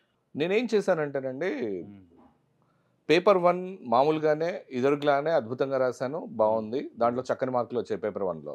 పేపర్ 2 ఎక్కడైతే సాహిత్యం గురించి రాయాల్సి వచ్చిందో మొదటి 2 అటెంప్ట్లలో లాగా కాకుండా మూడవసారి అటెంప్ట్ వచ్చేసరికి నాకు అత్యంత ప్రీతిపాత్రమైనటువంటి, నన్ను నాలో ఎంతో ఆలోచనని నాలో ఆవేశాన్ని రగిల్చేటువంటి ఒక అద్భుతమైన రచయిత గుర్రం జాషువా. మహాకవి గుర్రం జాషువా గారు రచించినటువంటి గబ్బిలం మాకు ఒక విషయంగా ఉండేది, మా తెలుగు సాహిత్యంలో ఒక విషయంగా ఉండేది.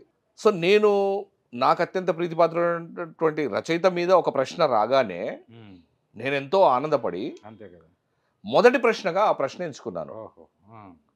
ప్రతిసారి నేను సాహిత్యం మీద రాసినటువంటి పేపర్ల మీద ఏ విధంగా అయితే నాకు అద్భుతమైన మార్కులు వచ్చాయో దాని మీద మరికొంత మంచిగా, ఇంకా బాగా, ఇంకా చక్కగా నేను రాశాను ఆ పేపర్.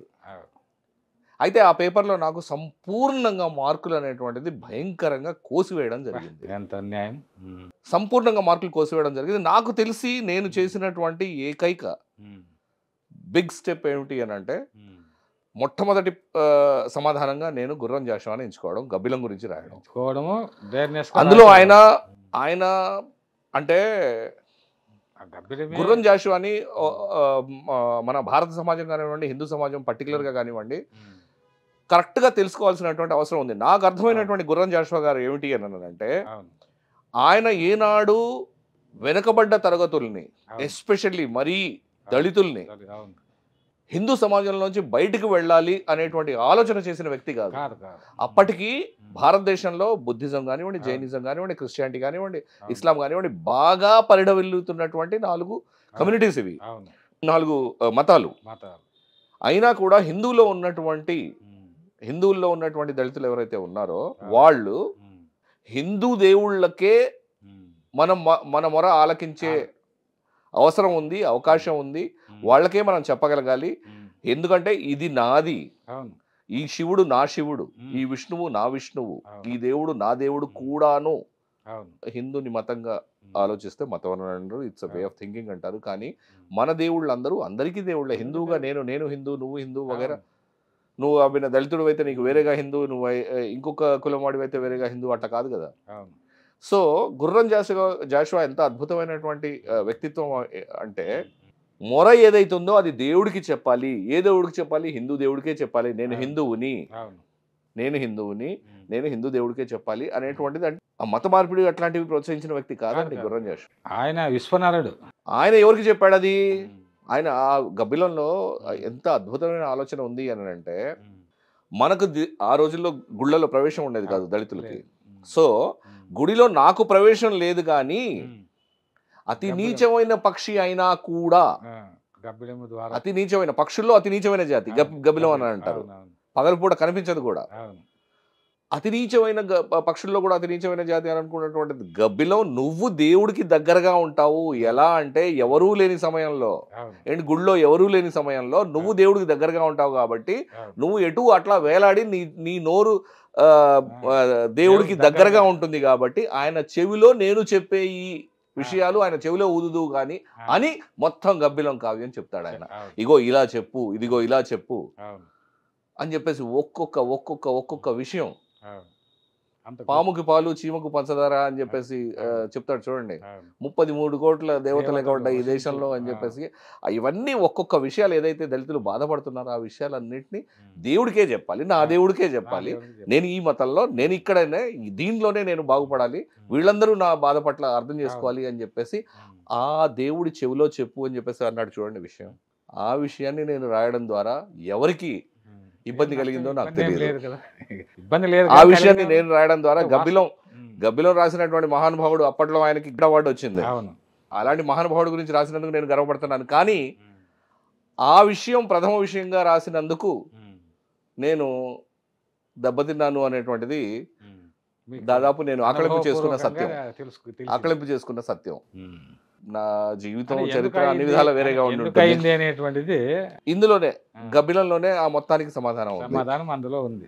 ఇంకోటి అంటే గవ్వకు సాటి రాని పలు కాకుల మూకలు నన్ను నెవ్విది నన్ను వరించిన శారదలు వేసిపోవు అన్నాడు గుర్రం జాషువా. వరించిన శారద ఎలా పోతుంది? కానీ మీది పోయింది.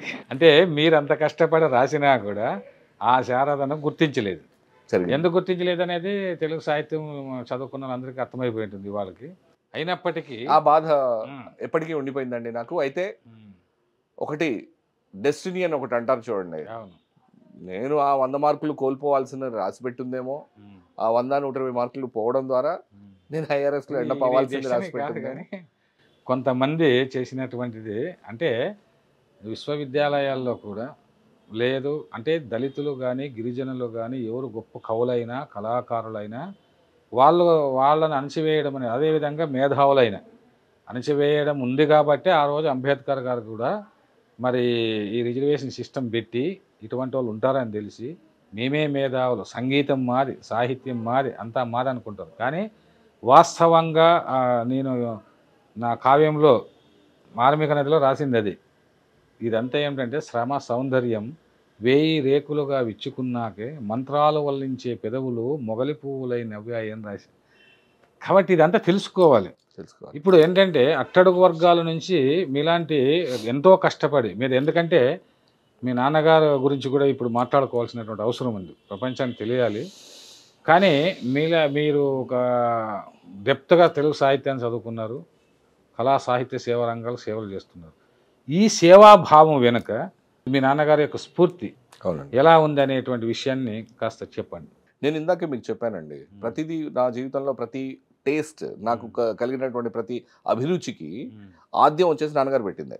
అంటే చిన్నప్పుడు ఎప్పుడైతే మన అభిరుచులు ఎప్పుడైతే అంకురిస్తూ ఉంటాయో, చిన్నప్పుడే అభిరుచులు అంకురిస్తూ ఉన్న టైంలో సరైన అభిరుచులు పిల్లలకి కలిగించే బాధ్యత చాలా గొప్ప బాధ్యత, అది చాలా పెద్ద బాధ్యత, తల్లిదండ్రులు నిర్వర్తించాల్సినటువంటి అన్నిటికంటే సర్వోత్కృష్టమైన బాధ్యత అది. ఆ బాధ్యతని సంపూర్ణంగా నిర్వర్తించినటువంటి మూర్తిభవించిన స్వరూపం మా నాన్నగారు రాములు నాయక్ గారు. అంటే ఆయన ఫలానా, ఆయన బ్యాక్గ్రౌండ్ ఏమిటి వగేరా అనేటువంటిది, ఆయన నేపథ్యం వగేరా, ఎంత పేదరికంలోంచి వచ్చినా, ఎలాంటి సమాజంలోంచి వచ్చినా ఫైనల్గా ఆయన ఒక చోట చేరుకుని సమాజాన్ని చూస్తూ ఆ సమాజంలో తన పిల్లలు ఏ విధంగా ఎదగాలి, తన పిల్లలు ఎక్కడికి చేరాలి అనేటువంటిది, వాళ్ళ పట్ల ఒక భవిష్యత్తుని చూసి వాళ్ళకి ఏ విధమైన భవిష్యత్తు కలగాలి అనేటువంటి సంపూర్ణంగా రచించినటువంటి వ్యక్తి. సో నాకు కావాల్సినటువంటి అభిరుచులు ఈ తెలుగు సాహిత్యం కానివ్వండి, నేను లలిత కళలు, ఇందాక క్లాసికల్ డాన్స్ అన్నాను, నేను అసిస్టెంట్ కమిషనర్గా బాధ్యత తీసుకున్న వెంటనే విశాఖపట్నంలో నేను తీసుకున్నటువంటి అతిపెద్ద బాధ్యతల్లో ఒకటి కూచిపూడిని మళ్ళీ అక్కడ పునరుజ్జీవం చేయడం. కూచిపూడి చాలా నేను అక్కడ సాంస్కృతిక విక్రమ్ సేవ కుమార్ ఉంది. అని చెప్పేసి అవును. Nataraj music and dance academy నుంచి తెలుసు. ఒక అబ్బాయి ఉంటాడు అక్కడ అవును. విశాఖపట్నంలో. ఆ అబ్బాయి సహకారంతో నేను ఉమ్. వైశాఖి నృత్యోత్సవ్ అనేటువంటిది ఒక ఉమ్. అద్భుతమైనటువంటి UNESCO recognized greatest one of the అవునవును. Big dance festivals of India for the last అవును. 2007 నుంచి ఇవాళ దాకా 18 సంవత్సరాల నుంచి ఉమ్. నిర్విరామంగా నిరాటంకంగా సాగిస్తున్నటువంటి ఒక ఇంటర్నేషనల్ డాన్స్ ఫెస్టివల్ అండి అది. అది దానికి అంకురార్పణ చేశాను ఆ చేసింది రోజు మీరే. ఆయన సహాయంతో. విక్రమ్ కుమార్ అనేటువంటి అతను అంటే ఎంఏ ఆ డాన్స్ రోజు చేశాడు మీ ఆంధ్ర నాన్నగారు యూనివర్సిటీ నుంచి. నేర్పించినటువంటి ఆ డాన్సే ఇక్కడ ఆహా. తర్వాత మీరు సేవ సో దాన్ని చేయడానికి. అక్కడ కూచిపూడిని బ్రతికించే ప్రయత్నం, కూచిపూడి ఒక్కటే కాదండి, ఉమ్. అన్ని శాస్త్రీయ నృత్యాలు, ఏది అవును. 8 శాస్త్రీయ నృత్యాలు ఉన్నాయి భారతదేశంలో. అవును. భరతనాట్యం, కూచిపూడి, కథకళి, మెన్న ఉమ్. మోహినియట్టం, ఉమ్. సత్రియ, కథక్, ఇలా అవును. ఇవన్నీ ఏవైతే ఉన్నాయో ఉమ్. ఈ 8 ఒడిస్సీ వగైరా ఇలా ఈ అవును. 8 డాన్స్ ఫామ్స్ ని ఉమ్. ఒకే స్టేజ్ మీద ఉమ్. ఒక 3 రోజుల పాటు ఒక అవును. అద్భుతమైనటువంటి ఒక పండుగలాగా అవును. 18 సంవత్సరాల నుంచి విశాఖపట్నంలో జరుపుతున్నామండి. అవును. ఆ విధంగా అంటే అది ఆ అభిరుచి నాకు కళాత్మక. కలిగించింది ఎవరు? నాన్నగారే. ఉమ్. భారతదేశంలో ఉన్న భారతీయ బిగ్గెస్ట్ సంపద. ఇవాళ మీరు ఫారెన్ ఎప్పుడైనా వెళ్ళుంటే, నేను అవును. అమెరికా ఒకసారి వెళ్ళడం జరిగింది. ఐ మీన్ డిపార్ట్మెంట్ తరఫున ఒకసారి అమెరికా వెళ్ళే అవకాశం వచ్చింది. ఉమ్. వచ్చినప్పుడు నేను అక్కడ వెళ్ళి చూస్తే ఉమ్. వాళ్ళకున్నటువంటి అరాకొర కళల్ని అవును. ప్రదర్శించడానికి $100 ఖర్చు పెట్టి వెళ్ళి చూస్తారు అక్కడ. అవును. నాకున్నటువంటి అద్భుతమైన శాస్త్రీయ కళ ఓ భరతనాట్యం మీరు చూసారని అంటే అందులో ఉన్నటువంటి హావభావాలు కానివ్వండి, అందులో ఉన్నటువంటి అభినయం కానివ్వండి, ఉమ్. అందులో ఉన్నటువంటి ముద్రలు కానివ్వండి, ఒక్కొక్క ముద్రకు ఒక్కొక్క కథ ఉంటుంది. ఉమ్. అంత అద్భుతమైనటువంటి కానీ కళల్ని మన వాళ్ళు ఇవాళ ఆలోచించరు. మనం అవును. ఫ్రీగా చూపించినా చూడలేకపోతున్నాం. చూడలేకపోతున్నాం. అంటే ఆ ఫస్ట్ ఆఫ్ ఆల్ చూపించే అవకాశం రావడం లేదు. లేదు. ఫ్రీగా చూపించినా చూడలేకపోతున్నాం. అవునవును. సో ఇలాంటి దౌర్బల్యమైనటువంటి స్థితిలో ఈ కళలు ఉండేసరికి నేను నా వంతు కర్తవ్యం నేను చేయాలి కాబట్టి నాకు సంబంధించిన నాకు అవును. చేతనైనంత నేను చేస్తాను, ఎప్పటికీ చేస్తాను. అవును. నాకెందుకనంటే నాకు భారతదేశం అంటే ప్రేమ, భారతీయ కళలు అంటే అంతకంటే ప్రేమ, భారతీయ సంప్రదాయం అంటే అంతకంటే గౌరవం, అవును. భారతీయత అనేది గొప్పగా గుండెల్లో నింపుకున్నటువంటి వ్యక్తిని నేను అవును. రాములు గారి స్ఫూర్తితో. స్ఫూర్తి. మీ స్ఫూర్తి అంటే మీ నాన్నగారి స్ఫూర్తి. మీ నాన్నగారిలో అపారమైనటువంటి కరుణతత్వము, ప్రేమతత్వము, సేవాతత్వం ఉంది. ఉన్నదండి. ఎందుకంటే ఆయన పోలీసుగా ఉన్నప్పుడే మరి అక్కడ అంటే ట్రైబల్స్ వాళ్ళు నిరక్షరాస్యత వల్ల మరి కొన్ని నేరాలు అవి చేస్తుంటారు. కానీ వాళ్లకు కూడా ఇంట్లో భోజనం వండించి తీసుకుని వెళ్ళాడు అనేటువంటి ఒక విషయాన్ని కరెక్ట్. జస్టిస్ చంద్రకుమార్ గారు, నేను, నాన్నగారి ఇప్పుడు పోలీస్ రిటైర్డ్ స్టేషన్లలో అయినప్పుడు మీరు చూస్తుంటారు వచ్చారు. కృష్ణ గారు, కరెక్ట్ మాట చెప్పారు మీరు. పోలీస్ స్టేషన్లలో చూస్తూ ఉంటారు ఎక్కువగా ఎవరు బాగా పేదవారు వగైరా వాళ్ళు ఏదో ఒక కారణం చేత నేరం చేసిన పరిస్థితి రావచ్చు. అవును.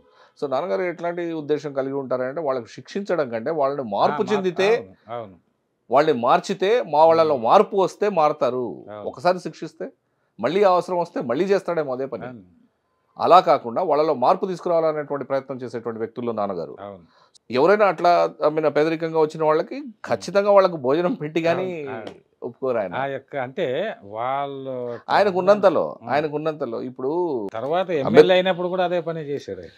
అంటే ఆ విధంగా అలాంటి వ్యక్తిత్వం కాబట్టే ఆయనని ఇండిపెండెంట్ గా ఎన్నుకున్నారు.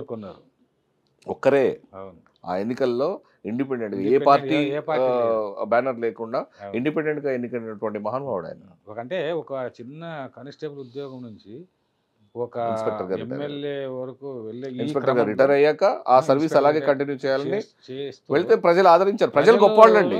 విశేషమైన అభిమానం చూరుకున్నారు. ప్రజలు ఎంత గొప్పవాళ్ళు చూడండి. అంటే మేము పార్టీల నుంచే కాదు, మంచి వ్యక్తులు ఇండిపెండెంట్ గా వచ్చినా కూడా మేము ఆదరిస్తాం అన్నట్టు. అది సో ప్రజల్లో ఇప్పటికీ ఆ గొప్పతనం ఉంది. గొప్పతనం ఉంది. ఇప్పటికీ ఎవరైనా అద్భుతమైనటువంటి గొప్ప వ్యక్తులు ఎవరైనా వస్తే ఏంటంటే వాళ్ళని గౌరవించి వాళ్ళని గుండెల్లో నిలుపుకునేటువంటి అవును. ప్రేమ, అభిమానాలు, అవసరం ప్రజలకు ఉంది అనేటువంటిది నిరూపించినారు నాన్న విషయంలో. ఇప్పుడు నాన్న విషయంలో నిరూపించారు. మిమ్మల్ని కూడా రమ్మని రాజకీయాలకు రమ్మని ఆహ్వానించిన నేను విషయం ఇప్పుడు కూడా ఇప్పుడు చేస్తున్నటువంటి ఉద్యోగం ద్వారా చాలా చక్కని సోషల్ సర్వీస్ ఎందుకంటే చేస్తున్నానండి. మీరు కళాకారునిగా ఇంకొక అంశం మీలో ఉండేది. మీలో ఒక అద్భుతమైన నటుడు ఉన్నాడు అన్నటువంటి విషయము ఇటీవల ప్రజాకవి కాళోజీ సినిమా రిలీజ్ అయినప్పుడు చాలా మంది అన్నారు. నేను ప్రత్యక్షంగా చూశాను. మరి ఇంత కళ మీలో దాగి ఉన్న విషయము మీరు కాలేజీ లైఫ్లోనే మీరు గుర్తించారా మీలో కళ? అవునండి. కాలేజీలో ఉండంగానే పాటలు పాడడం కానివ్వండి, డాన్సులు వేయడం కానివ్వండి, నాటకాలు చేయడం కానివ్వండి, అదంతా అలా సాగింది. కాకపోతే ఏంటంటే ఆఖరిగా ఏంటంటే కాళోజీ నారాయణరావు గారు ఏంటంటే తెలంగాణ చరిత్రకి తెలంగాణ అస్మితకి ఒక అద్భుతమైనటువంటి ప్రతిరూపం. అవును. ఆయన పేరున ఒక సినిమా నిర్మించబడుతుంది. అండ్ నేను అందులో అందులో ఒక పాటలో నటించడం జరిగింది. అయితే ఆ పాటలో ఓ అవకాశం రావడం అనేది నా అదృష్టంగా భావిస్తాను. ఎందుకంటే నాకు సాహిత్యం అంటే ఇష్టం. అదే ఎక్కడ ఆ సాహితీకారుడు కా- చరిత్రకారుడు కూడా ఇక్కడ. కాలం తెలంగాణ నారాయణరావు గారు సాహిత్యాన్ని ఎన్నుకున్నారు మిమ్మల్ని. సాహిత్యానికి చరిత్రకి ఉన్నటువంటి అవినాభావ సంబంధం చూడండి. ఆ, సో తెలంగాణ ఉద్యమానికి స్ఫూర్తి ప్రదాత కూడా కాళోజీ గారు. అవును సాహిత్యం ద్వారా అవును.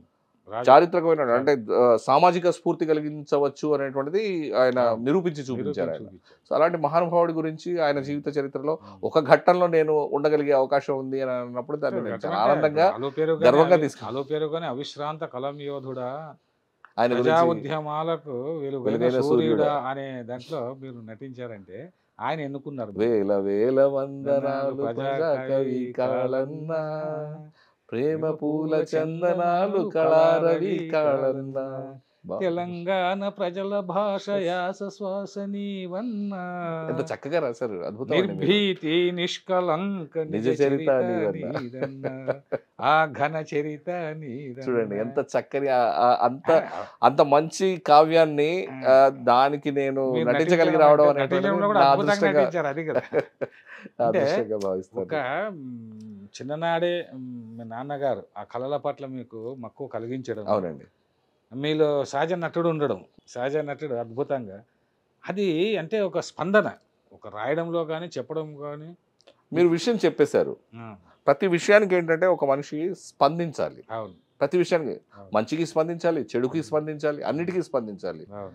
కళకు స్పందించాలి, ఉమ్. ఆనందానికి స్పందించాలి, బాధకు స్పందించాలి. స్పందన అవును. ఆ స్పందన కలిగినప్పుడు ఏమిటంటే అంటే సరైన వ్యక్తిత్వం ఏదైతే డెవలప్ అవుతుందో, అవును. వ్యక్తిత్వ వికాసం జరుగుతున్న క్రమంలో ఇవన్నీ న్యాచురల్గా వచ్చేస్తాయి. అవి నాకు తెలిసి ప్రతి మనిషిలో ఒక నటుడు ఉంటాడేమో, స్పందించగలిగే హృదయం ఉంటే, అవును. స్పందించే హృదయం ఉంటారు కానీ భయం వల్ల బయటికి రారు. బిడియో ఉంటుంది. అంటే ఆల్ వరల్డ్ ఈజ్ స్టేజ్ ఉండొచ్చు. ఆల్ మెన్ ఆర్ యాక్టర్స్ అంటాడు Shakespeare. All world is stage all men are actors. All men ప్రతి ఒక్కరు నటులే, అంతేనండి. భయం వల్ల బయటికి రాలేరు. ప్రపంచం అనే స్టేజ్ మీద ప్రపంచం అనే నాటక రంగంలో నాటక ప్రతి రంగంలో. ఒక్కరు. కాబట్టి అందుకే వెలుగులోనికి వచ్చిన వాళ్ళంతా గొప్పవాళ్ళేం కాదు, వెలుగులో రావడం తక్కువ కాదు. కాదు, ఖచ్చితంగా కాదు. కాకపోతే మీరు ఉన్నతమైనటువంటి ఒక అధికారిగా ఉండడం వల్ల అవకాశం వచ్చేసరికి చేసే చేసుకున్నారు. అవకాశం వచ్చింది. తర్వాత అద్భుతం. సరే ఇప్పుడు సరే మీ నాన్నగారి గురించి చాలా విషయాలు, చాలా చక్కని విషయాలు చెప్పారు.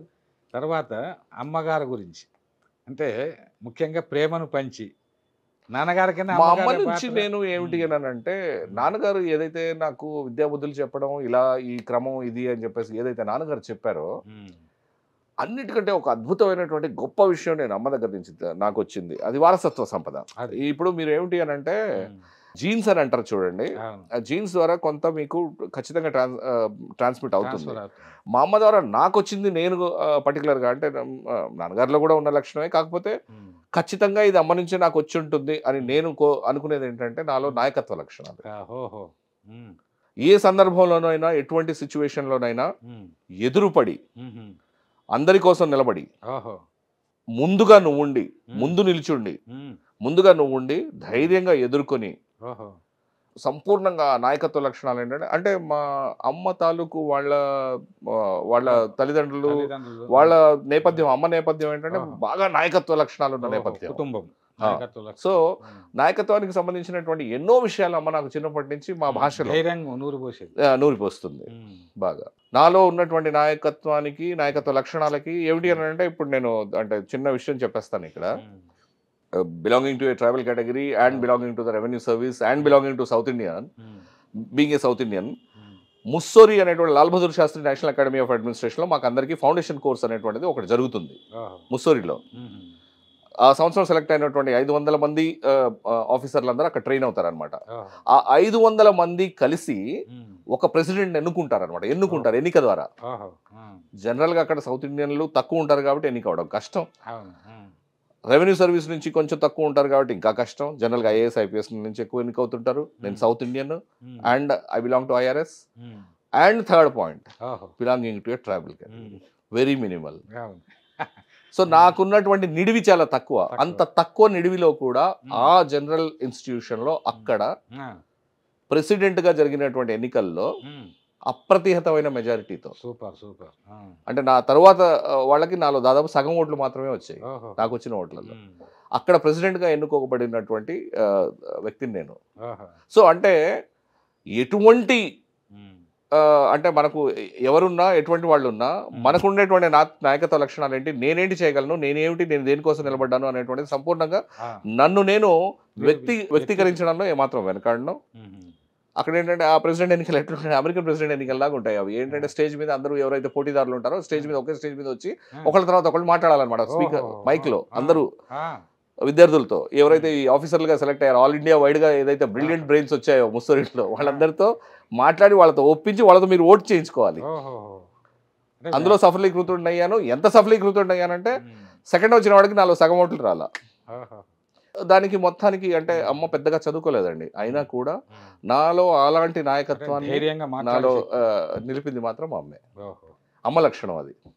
సో అది ఆ నాయకత్వాన్ని నేను అంటే అంటే తల్లి నుంచి కొంత తండ్రి నుంచి కొంత తీసుకున్న దాంట్లో మా అమ్మ నుంచి పర్టికులర్గా నాకు ఆ నాయకత్వ లక్షణాలు వచ్చాయని నేను అనుకుంటుంటాను. అద్భుతం అద్భుతం. నాన్న నుంచి సేవా గుణం జనరల్గా అంటే తల్లి అనగానే ఐ మీన్ ఒక స్త్రీమూర్తి అని అంటే ప్రేమ, అనురాగం, చక్కగా చూసుకోవడం ఇవన్నీ అని అంటే అంతే కాదు, అవిటూ ఉంటాయి, అవిటూ ఉన్నాయి. మా అమ్మలో కూడా అనురాగం, ఆ ప్రేమ, అనురాగాలు అన్నీ వచ్చినాయి. కానీ అవి కాకుండా ఒక శివాజీని తయారు చేసినటువంటి జిజియాబాయి లాగా ఆ నాయకత్వ లక్షణాలు కూడా నూరిపోసేటువంటి ధైర్యం ఉన్నటువంటి స్త్రీ మా అమ్మ. 100%. అలాగా అంటే తల్లి ధైర్యం చెప్తేనే పిల్లలు ధైర్యవంతులుగా ఉంటారు. అవునండి. చాలా అద్భుతం సార్. తర్వాత ఇంకా మూడో పాత్ర అంటే తల్లిదండ్రుల తర్వాత జీవిత భాగస్వామి. పెద్దల కుదిర్చిన వివాహమా లేకంటే ప్రేమ వివాహమా? నేను ఒక అమ్మాయిని చూశాను, నాకు నచ్చింది, తీసుకెళ్ళి ఇంట్లో చెప్పాను, వాళ్ళు దాన్ని స్వీకరించారు. ఇప్పుడు జీవన్ లాల్ గారి గురించి ప్రపంచానికి తెలియాలి అన్ని విషయాలని అంతే అడగడం. నేను ఇందాక చెప్పినట్లుగా 2001లో ఫస్ట్ టైం నాకు సివిల్ సర్వీసెస్లో సెలెక్ట్ అయ్యాను సార్. నేను 2001లో మొదటిసారి సెలెక్ట్ అయినప్పుడు సిఐఎస్ఎఫ్లో నాకు బ్యాచ్మేట్గా వచ్చింది నా వైఫ్, ఇప్పుడు నాకు భార్యగా ఉన్నటువంటి క్షిప్రా శ్రీవాస్తవ. ఈ అమ్మాయి ఉత్తరప్రదేశ్ అమ్మాయి, బాందాకు చెందినటువంటి అమ్మాయి. అప్పట్లో తనకి అద్భుతమైన ర్యాంక్ వచ్చింది, 195 ర్యాంక్లో. యాక్చువల్గా అప్పట్లోనే రెవెన్యూ సర్వీస్ వచ్చేది ఆ అమ్మాయికి, కాకపోతే ఆల్ ఇండియా 195 ర్యాంక్ ఉంది. I mean belonging to a general category, she could have got in to revenue service. తన ఆప్షన్స్ వగేరా సరిగ్గా ఇవ్వకపోవడంలో ఆ క్రమంలో సిఐఎస్ఎఫ్లో ఎండప్ అయింది అనమాట, గ్రూప్ ఏ సెంట్రల్ సర్వీస్ సిఐఎస్ఎఫ్లో. సో అదే సర్వీస్ నాకు కూడా రావడము మొదటి బ్యాచ్లో. మేమిద్దరం ఇక్కడే హైదరాబాద్లోనే ట్రైనింగ్, మాకు పోలీస్ ట్రైనింగ్, అక్కడ కలుసుకోవడము. ఆ అమ్మాయిని వాళ్ళ అన్నయ్యతో కలిసి వచ్చిందనమాట. మా కుటుంబంలో ఎట్లయితే నేను మా అక్కతో ఉంటానో, మా చెల్లితో ఎట్లా ఉంటానో, అదే నేపథ్యం ఆ అన్న చెల్లెళ్ళు చూశానమాట. ఆ అమ్మాయిని చూసిన వెంటనే చక్కని కుటుంబం నుంచి చక్కని పిల్ల వగైరా ఇట్లా మంచిగా సివిల్ సర్వీసెస్ కూడా ఉంది. అండ్ కుటుంబ నేపథ్యం వాళ్ళ అన్న చెల్లెల్ని చూసి అర్థమయ్యేసరికి అదే విషయం ఇంట్లో చెప్పేసరికి చాలా అంటే మీరు ప్రపోజ్ చేశారా మేడం గారు ప్రపోజ్ చేశారా? నేనే చేసి ఉంటాను. అంటే ఎందుకంటే ధైర్యం ఉంది కాబట్టి. తర్వాత ఒక సంవత్సరంలో అలాగే తను కూడా వాళ్ళ ఇంటికి తీసుకువెళ్ళి చెప్పి ఇలాగ ఒక అబ్బాయి ఉన్నాడు దక్షిణ భారతదేశం నుంచి, ఇలాగా బంజారా పిల్లవాడు. అంటే అప్పుడు నేను రైల్వే సర్వీస్కి వచ్చాను, అప్పుడు రైల్వేస్లో ఉండే. సో రైల్వే సర్వీస్లో ఉన్నాడు అబ్బాయి అని చెప్పేసి అనేసరికి వాళ్ళకి అంటే వాళ్ళు చాలా అంటే అభ్యుదయ భావాలు ఉన్నటువంటి కుటుంబం కూడా, వాళ్ళు కూడా మొత్తం అంతా లాయర్ల ఫ్యామిలీ, లాయర్లు బాగా ఉంది. అంటే ఉత్తరప్రదేశ్ కాయస్త్ గ్రూప్ అని అంటారు చూడండి, కాయస్త్ అంటే మన దగ్గర కరణాలు అది అంటారు, ఆ టైప్ ఫ్యామిలీస్ వాళ్ళు. చాలా పద్ధతిగా బాగా పెరిగిన అమ్మాయి, చక్కగా చదువుకున్న అమ్మాయి, కుటుంబం కూడా చాలా మంచిది. వాళ్ళ కుటుంబంలో వెళ్ళేసి అయితే వ్యక్తిత్వానికి, ఒక వ్యక్తికి తాలూకు అభిప్రాయాలకి బాగా విలువ ఇచ్చేటువంటి కుటుంబంలోంచి వచ్చింది. సో తన అభిప్రాయానికి వాళ్ళు వెంటనే విలువిచ్చి వాళ్ళంతా ఇది కదిలి వచ్చి ఇక్కడే మన మా ఊళ్ళోనే ఖమ్మంలోనే పెళ్లి చేసుకున్నామండి 2003లో. తర్వాత సంవత్సరం తిరగకుండానే మాకు అదే వస్తున్నా 2004లో కొడుకు పుట్టాడండి. తర్వాత ఇంకో 4 సంవత్సరాల తర్వాత హిమానిష్.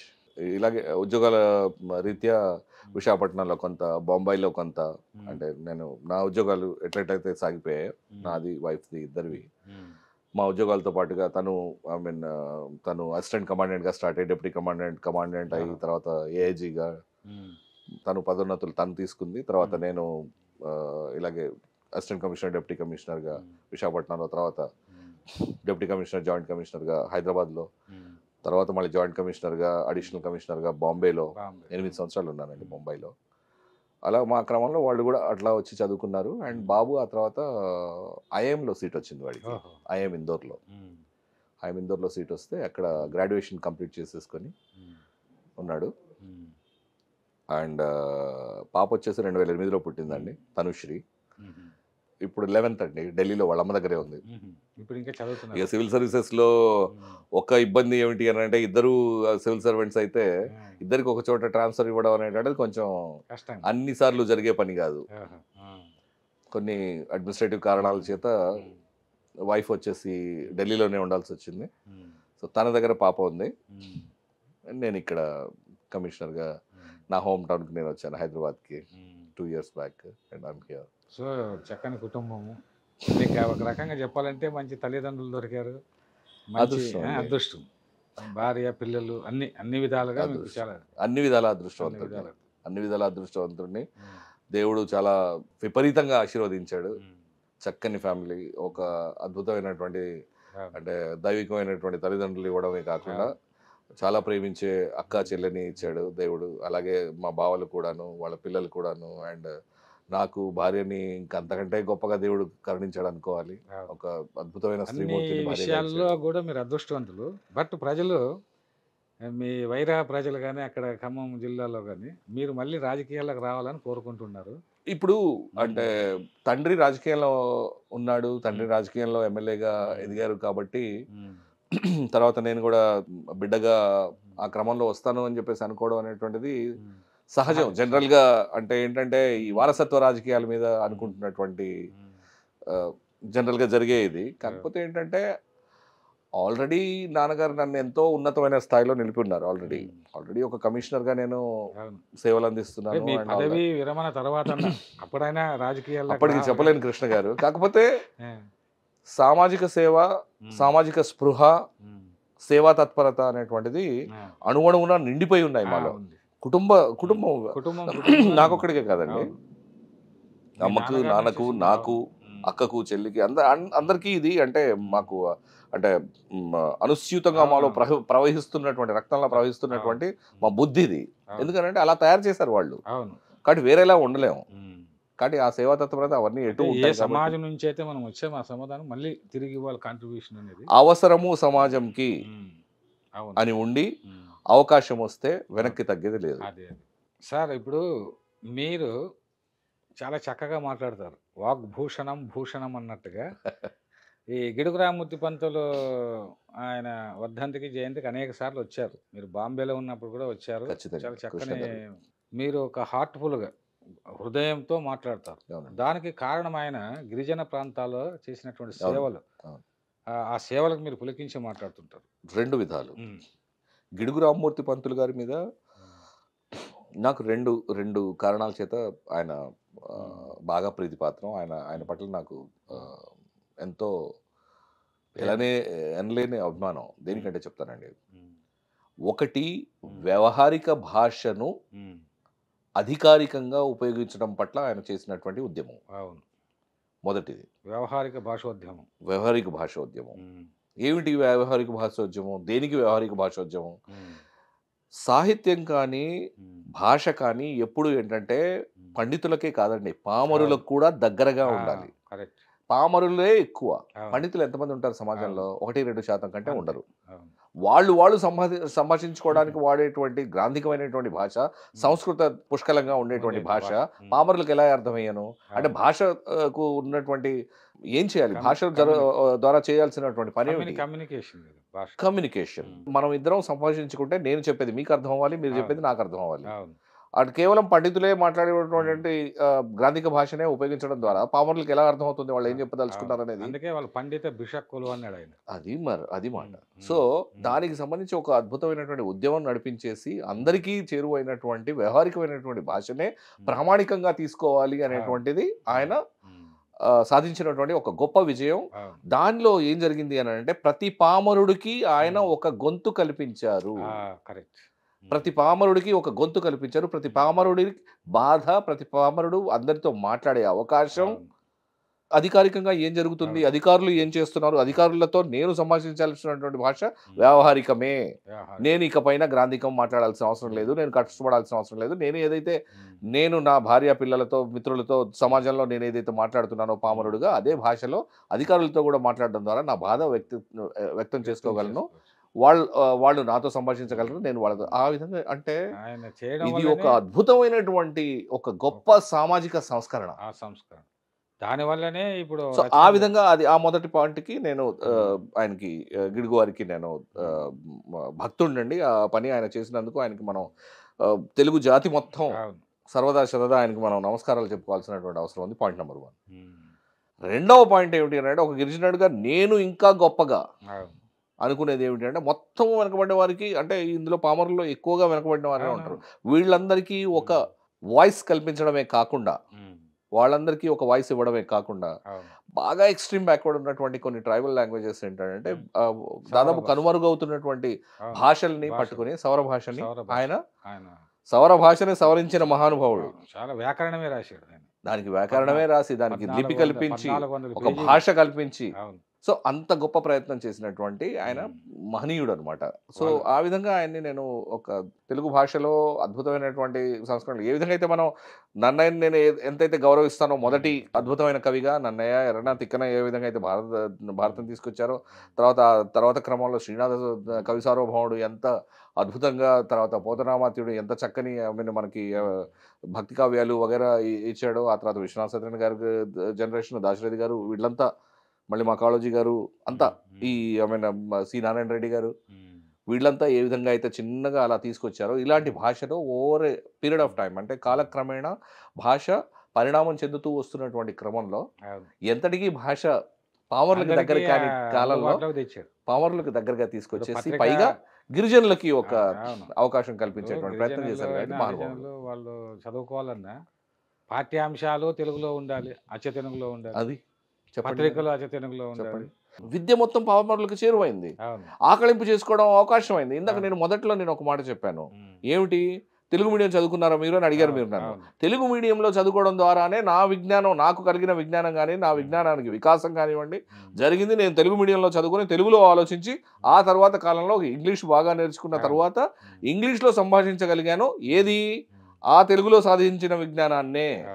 బాల్యంలో ఏదైతే బాగా త్వరగా ఆకలింపు చేసుకోవాల్సిన అవసరం ఎప్పుడైతే ఉందో, అప్పుడు మాతృభాష ద్వారా అది జరిగింది కాబట్టి నాకు అది సులభంగా తయారైంది. తర్వాత నేను రాణించగలిగాను ఖచ్చితంగా. భాష మాతృభాషలో దానికి ఆద్యుడు ఆయనేగా, గిడుగువారే కదా. అట్లా గిడుగువారి మీద మీకు ప్రేమ ఉంది, ఎందుకుందన్న విషయాన్ని మీరు తెలియజేశారు. ధన్యోస్మి. చాలా ఆయన గురించి నా ప్రేమ చూపించుకోగలిగాను. గుర్రం జాషువా గారి గురించి రాశారు, మహానుభావుడు.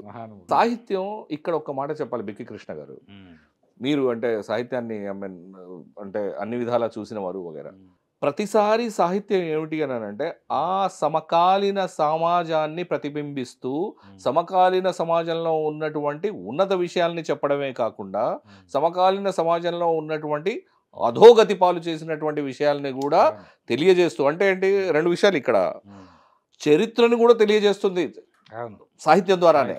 సో సాహిత్యానికి చాలా గొప్ప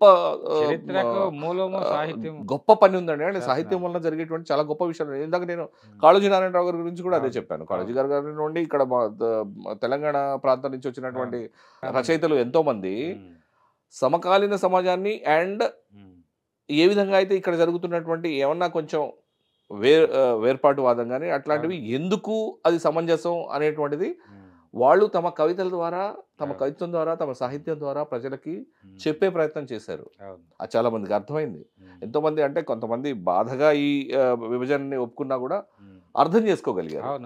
దానికి సాహిత్యం ఎంతో తోడ్పాటుపడిందండి. సాహిత్యం పట్ల మీకు ఇంత మమకారం ఉంది కాబట్టి మహారాష్ట్ర సాహిత్య అకాడమీ అవార్డు పొందిన మలూకి చరిత్రను మరి అనువాదం చేశారు. ఎందుకు అంటే అక్కడ ఒక పోరాట యోధురాలు ఆమె, రాజస్థాన్. ఆ రాజస్థాన్లో ఆమె చేసిన ఆమె యొక్క చరిత్ర మీకు ఇన్స్పిరేషన్గా ఎందుకు? ఇది కొంత నాకు మళ్ళీ నేను కాస్త దీంట్లో ఏ సమాజానికి అయితే నేను చెందుతానో, బంజారా సమాజానికి చెందిన వ్యక్తిగా, అంటే బంజారా సమాజం నుంచి వచ్చిన వ్యక్తిగా, బంజారా సమాజంలో ఎంతో వెనుకబడితనం ఉంది. ఈ వెనుకబాటుతనాన్ని కొంత నేను వాళ్ళని అంటే ప్రతి సమాజంలో ఒకానొక సమయంలో అద్భుతంగా రాణించినటువంటి సందర్భాలు ఉంటాయి. ఫర్ ఎగ్జాంపుల్ చెప్తానండి. ఇవాళ ప్రపంచ పటంలో చూస్తే ఇవాళ ప్రపంచ దేశాల్లో అమెరికాని అభివృద్ధి చెందిన దేశంగాను, దాదాపు అంతగా అభివృద్ధి చెందుతున్న దేశంగా చైనాను, బాగా అభివృద్ధి చెందినటువంటి దేశాలుగా యూరప్ని మనం గుర్తిస్తున్నాం. కానీ 1000 సంవత్సరాల క్రితం మీరు కానీ వెళ్ళి ఉంటే 1000 సంవత్సరాల క్రితం అంటే మానవ వికాసం, మానవ పరిజ్ఞానం అనేటువంటిది వేల సంవత్సరాల చరిత్ర. ఈ 1000 సంవత్సరాల్లో మీరు స్టోరీ చూస్తుండొచ్చు కాక, ఆ 1000 సంవత్సరాలకి ముందున్నటువంటి చరిత్రలో మీరు చూసుకుంటే భారతదేశంలో ఉన్నటువంటి నలంద, తక్షశిల లాంటి విశ్వవిద్యాలయాలు ఎక్కడా లేవు. ప్రపంచంలో విజ్ఞానం ఎక్కడ ఉంది అని అంటే భారతదేశంలో ఉంది అని అన్నారు. అలాగే అంటే అది కాలక్రమేణా ఆ స్థాయి మనం కోల్పోయాం. ఒక దేశంగా మనం అంత పరిజ్ఞానం, అంత విజ్ఞానం ఇప్పటికీ ఉందా అని అంటే ప్రపంచ దేశాలను అడిగితే కాదు, మీరు ఇంకా వెనకబడ్డ దేశమే అని చెప్తారు. ఆ విధంగా కొన్ని జాతులు కూడా అలా జరిగాయి. అలాంటి వారిలో బంజారా జాతి ఒకటి. సో బంజారా జాతి ఒక టైంలో ఏమిటి అని అంటే భారతదేశం మొత్తంలో సాల్ట్ ట్రేడ్ చేసేదన్నమాట. భారతదేశం మొత్తంలో సాల్ట్ అంటే రాక్ సాల్ట్ అనేటువంటిది అంటే కేంద్రీకృతమై రాజస్థాన్ చుట్టుపక్కల ఎక్కువగా కేంద్రీకృతం అయినటువంటిది కమ్యూనిటీ ఇది బంజారా కమ్యూనిటీ అనేటువంటిది.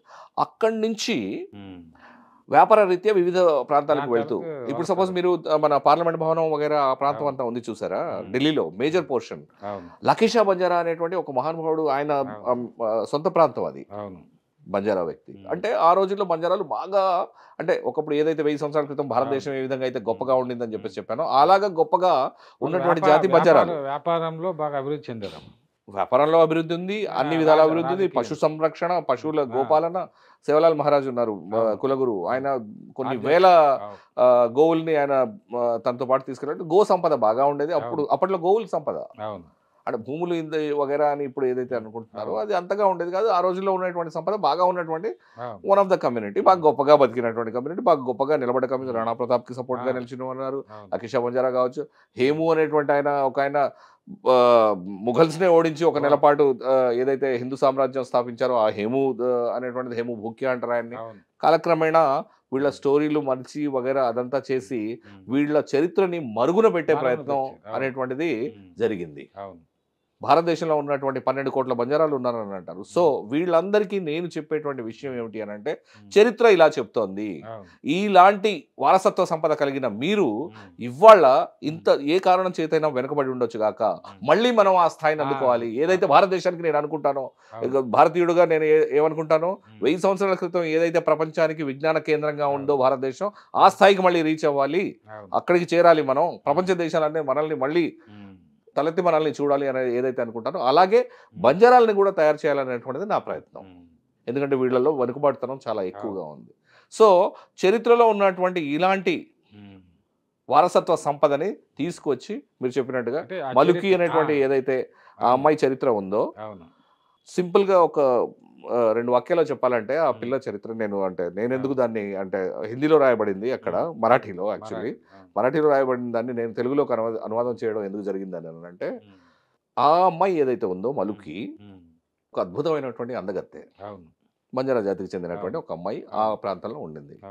ఆ ప్రాంతంలో మొఘలుకు సంబంధించినటువంటి ఫలానా చక్రవర్తి గారు ఆ పిల్లని ఏ సందర్భంలో చూడడం జరిగి ఈ పిల్ల నాకు కావాలి అని చెప్పేసి అడిగితే మీరు మాకు సంబంధించినటువంటి వారు కాదు, మీతో మేము సంబంధాలు కుదుర్చుకోవడం అనేటువంటిది జరగదు, మీతో మేము సంబంధాలు చేసుకోలేము అని ఆత్మాభిమానాన్ని ప్రకటించినటువంటి జాతి.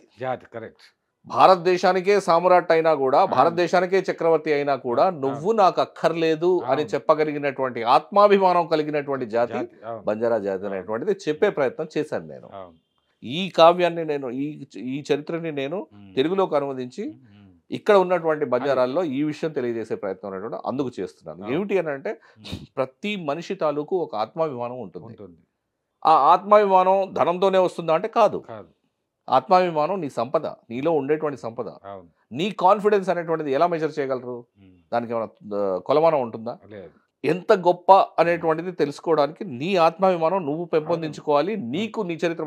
మా తాతగారు ఉండేవారండి, చెప్పేవారు. ఉమ్. ఇలా పృథ్వీరాజ్ చౌహాన్ గారు మన వంశానికి చెందిన వారు, ఆయన ఆ. మొట్టమొదటి వారు ఇది అని చెప్పేసి నా చిన్నప్పుడు చెప్పేవారు ఆయన. అవును. చరిత్ర ఏం చెప్తుందో నాకు తెలియదు. అవును. పృథ్వీరాజ్ చౌహాన్ నా అవును. జాతికి చెందిన వారా కాదా అనేటువంటిది నాకు తెలియదు. అవును. మా తాతకి ఎవరు చెప్పారు? ఆయన నిరక్షరాస్యుడు. అవును. 1000 సంవత్సరాల క్రితమే, కొన్ని వందల సంవత్సరాల క్రితమే ఈ ప్రాంతానికి వచ్చేసాము. అవును. మరి ఆయనకి ఎవరు చెప్పారు ఇన్ని ఆయన వారసుడివి నువ్వని? అవును. మరి అది అబద్ధంగా నేను ఎలా అనుకోను? కానీ ఒక చిన్న పిల్లవాడికి ఆ విషయం చెప్పంగానే ఓహో భారతదేశాన్ని వెళ్ళినటువంటి చక్రవర్తి మా తాతగారు అన్నమాట అనేటువంటి విషయాన్ని ఆ పిల్లవాడు తన హృదయంలో నాటుకుంటే అతని తాలూకు ఆత్మాభిమానం, అవును. అతని తాలూకు కాన్ఫిడెన్స్, అవును. ఆ నమ్మకం, ఆ పౌరుషం అనేటువంటిది అద్భుతంగా ఉంటుంది. నేను చెప్పేది అదే. వేదకాలంలో వేదకాలంలో ఉన్నటువంటి వేదాల నాలెడ్జ్ ఎన్నో వేల సంవత్సరాల క్రితం భారతదేశంలో రాయబడిన చరిత్ర. అవును.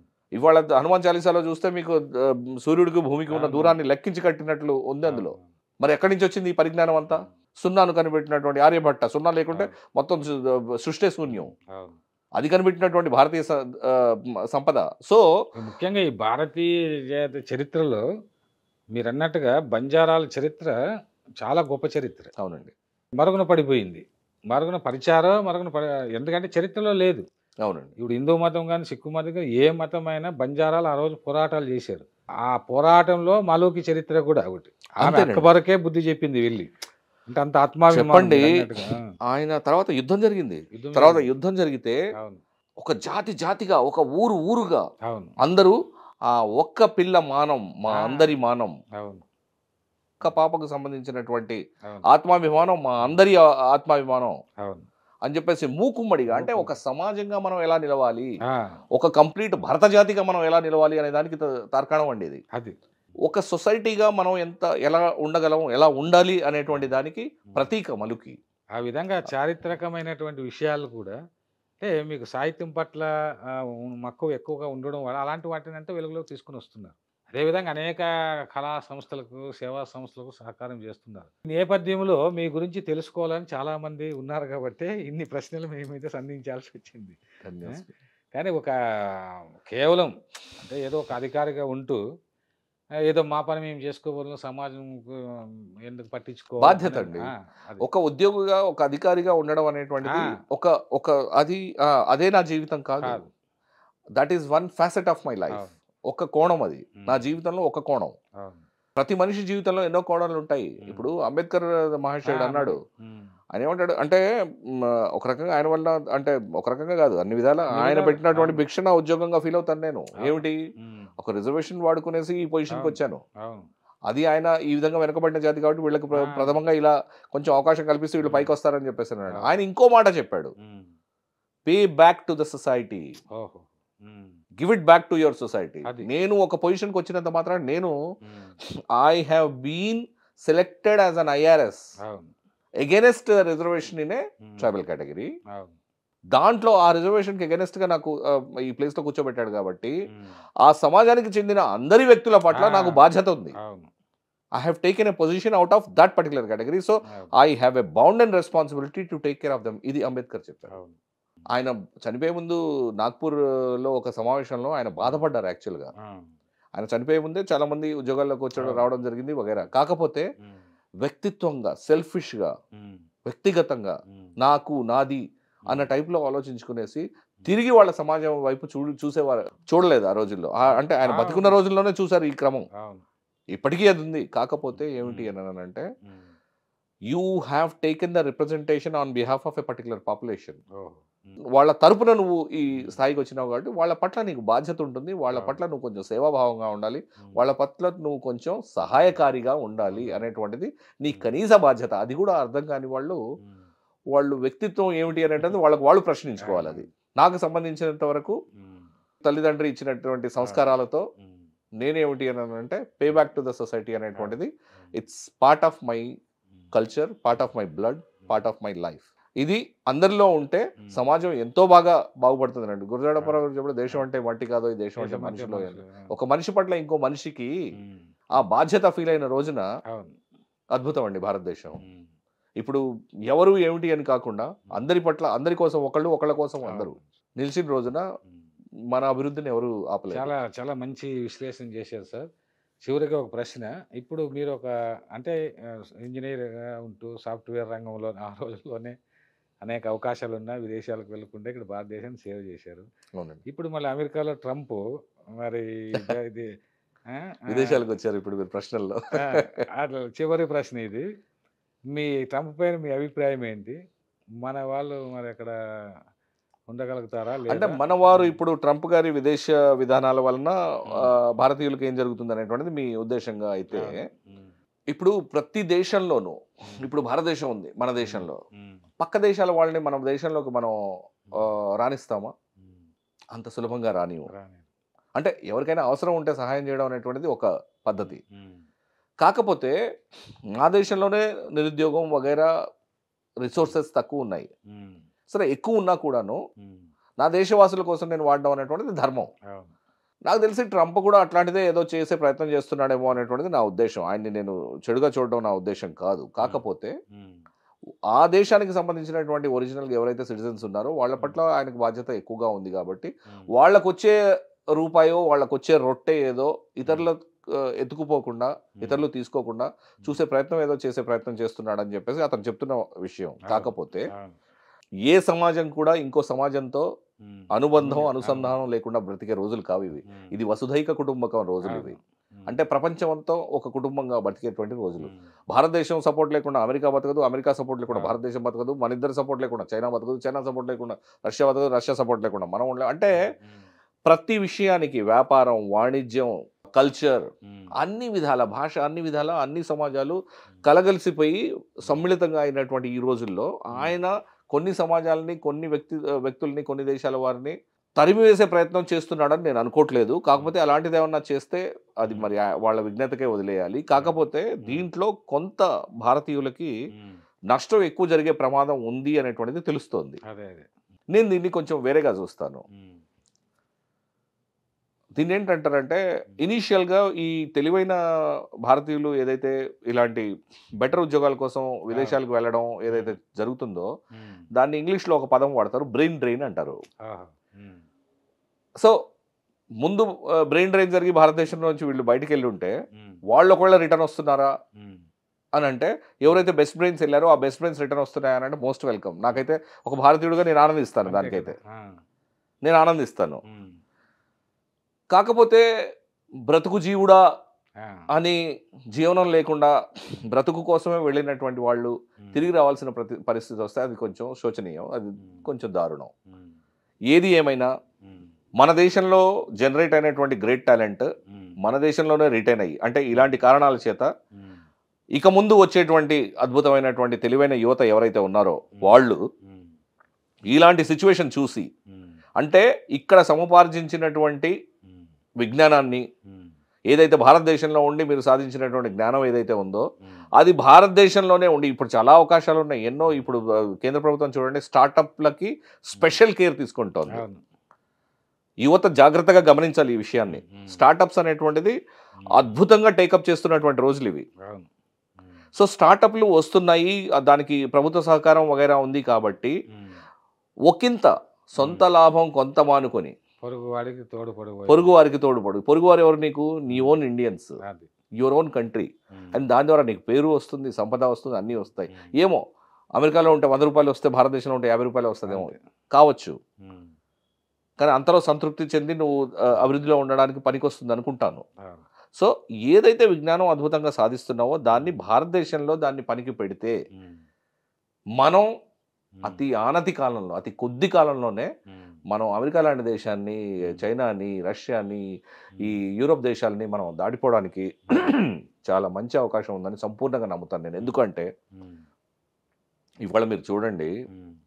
ప్రపంచంలో ఉన్నటువంటి $1 బిలియన్ సంస్థలు ఏదైతే ఉన్నాయో most of the organisations, the biggest of the organisation in the world hmm. వాటి హెడ్స్ వచ్చేసి భారతీయులు. భారతీయులు. చాలా సంస్థలకి హెడ్స్ భారతీయులు. అంటే అంత పెద్ద సంస్థలని నడిపించేటువంటి శక్తి సామర్థ్యాలు. శక్తి సామర్థ్యాలు మనకున్నాయి. అవును. అవి భారతదేశంలో ఉంచి వాడితే భారతదేశం బాగుపడుతుంది. మీరు బాగుపడతారు. మీకు గొప్ప పేరు వస్తుంది. భారతదేశం మళ్ళీ ఆ 1000 సంవత్సరాల క్రితం ఏదైతే ప్రపంచానికి ఆదర్శప్రాయంగా ఉందో అది మళ్ళీ మళ్ళీ మనం అలాంటి చూసే కాలం రోజులు వస్తుందని వస్తాయని భావిస్తున్నాను. రావాలని కోరుకుంటాను. అవును. అప్పుడు వీళ్ళందరూ వచ్చేసి ఇవాళ ఏదైతే మనం ఈ దేశాల ఆ, వీసాల కోసం క్యూలో నిల్చుంటామో అప్పుడు ఆ దేశాల వాళ్ళందరూ వచ్చేసి మన నా దేశం దేశం భారతదేశం వీసా కోసం ఉమ్. లైన్లలో నిలబడాలి అని చెప్పేసి సంపూర్ణంగా కోరుకుంటున్నాను. చాలా సంతోషం సార్, చాలా మంచి విషయాలు చెప్పారు. చివరిగా ఈ కవులు రచయితలకు మీరు ఇచ్చే సందేశం ఏంటి? ఎందుకంటే ఈ సాహిత్య ప్రోగ్రాం అక్షరం కింద ఇంతవరకు ఇంటర్వ్యూ చేశాము. మీరు కూడా అనేక సంస్థలలో పాలు పంచుకుంటూ ఎంతో సేవలు చేస్తున్నారు, ఎంతోమందిని వెలుగులోకి తెస్తున్నారు. మీ సహాయ సహకారాలన్నీ చాలా బాగున్నాయి. ఈ కవులు రచయితలు కూడా ఇప్పుడు మీరంతా చాలామంది చూస్తున్నారు, కొన్ని వేల మంది. ఎలా ఉంటే బాగుంటుంది, ఇంకా ఏం చేయమంటారు, మీ సందేశం ఏంటి చివరికి? దీనికి కవులు వాళ్ళకి నేను సహాయ అంటే రచయితలకి కవుల కోసం నేను చెప్పేదానికంటే దీంట్లో నేను చెప్పేది ప్రజలకి ప్రభుత్వాలకి బాధ్యత ఎక్కువ ఉంది. ప్రతి సమాజానికి సంబంధించినటువంటి వారసత్వ సంపద కిందే వస్తుంది రచనలు కూడా. అవును, వారసత్వ సంపదే మనకి. అవును, ఏ విధంగా అయితే కళల్ని మనం ప్రొటెక్ట్ చేసుకోవాలో, ఏ విధంగా అయితే భాషను మనం ప్రొటెక్ట్ చేసుకోవాలో, అంటే ఇవాళ ఆ, మ్, ఖచ్చితంగా తెలుగు భాష అనేటువంటిది ఒక మోస్తరు ఆ, ఆందోళన చెందాల్సిన స్థాయిలోనే ఉంది. అవును, ఎందుకంటే తెలుగు భాషలో మనం ఇంట్లో మాట్లాడుకోవడం తప్ప అవును, బయట వాళ్ళతో ఎప్పుడు మాట్లాడినా మనం ఇంగ్లీష్లోనే మాట్లాడుకుంటాం. అవును. ఎవరితో మాట్లాడినా ఇంగ్లీష్లోనే మాట్లాడుతుంటాం. ఇంకా అంటే ఇక విదేశాలకు వెళ్తే సరే సరి. ఇప్పుడు మీరు ఇదే క్రమంలో మీరు కొంచెం తమిళం చూడండి. అవును. వాళ్ళు ఎంత భాషాభానం కలిగి ఎంత చక్కగా వాళ్ళు చక్కగా. కాపాడుకుంటారు బోర్డులు తమిళాన్ని. కూడా తమిళంలోనే ఉంటాయి. బెంగాలీ కూడా అలాగే. ఉమ్, అంటే కొన్ని భాషలు ఉన్నాయి ఇలా ఉమ్. జాగ్రత్తగా కాపాడుకుంటున్న వాళ్ళు. సో తెలుగును కాపాడాలి అనేటువంటి భావన కొంతమంది పైవారికి ఉండాలి.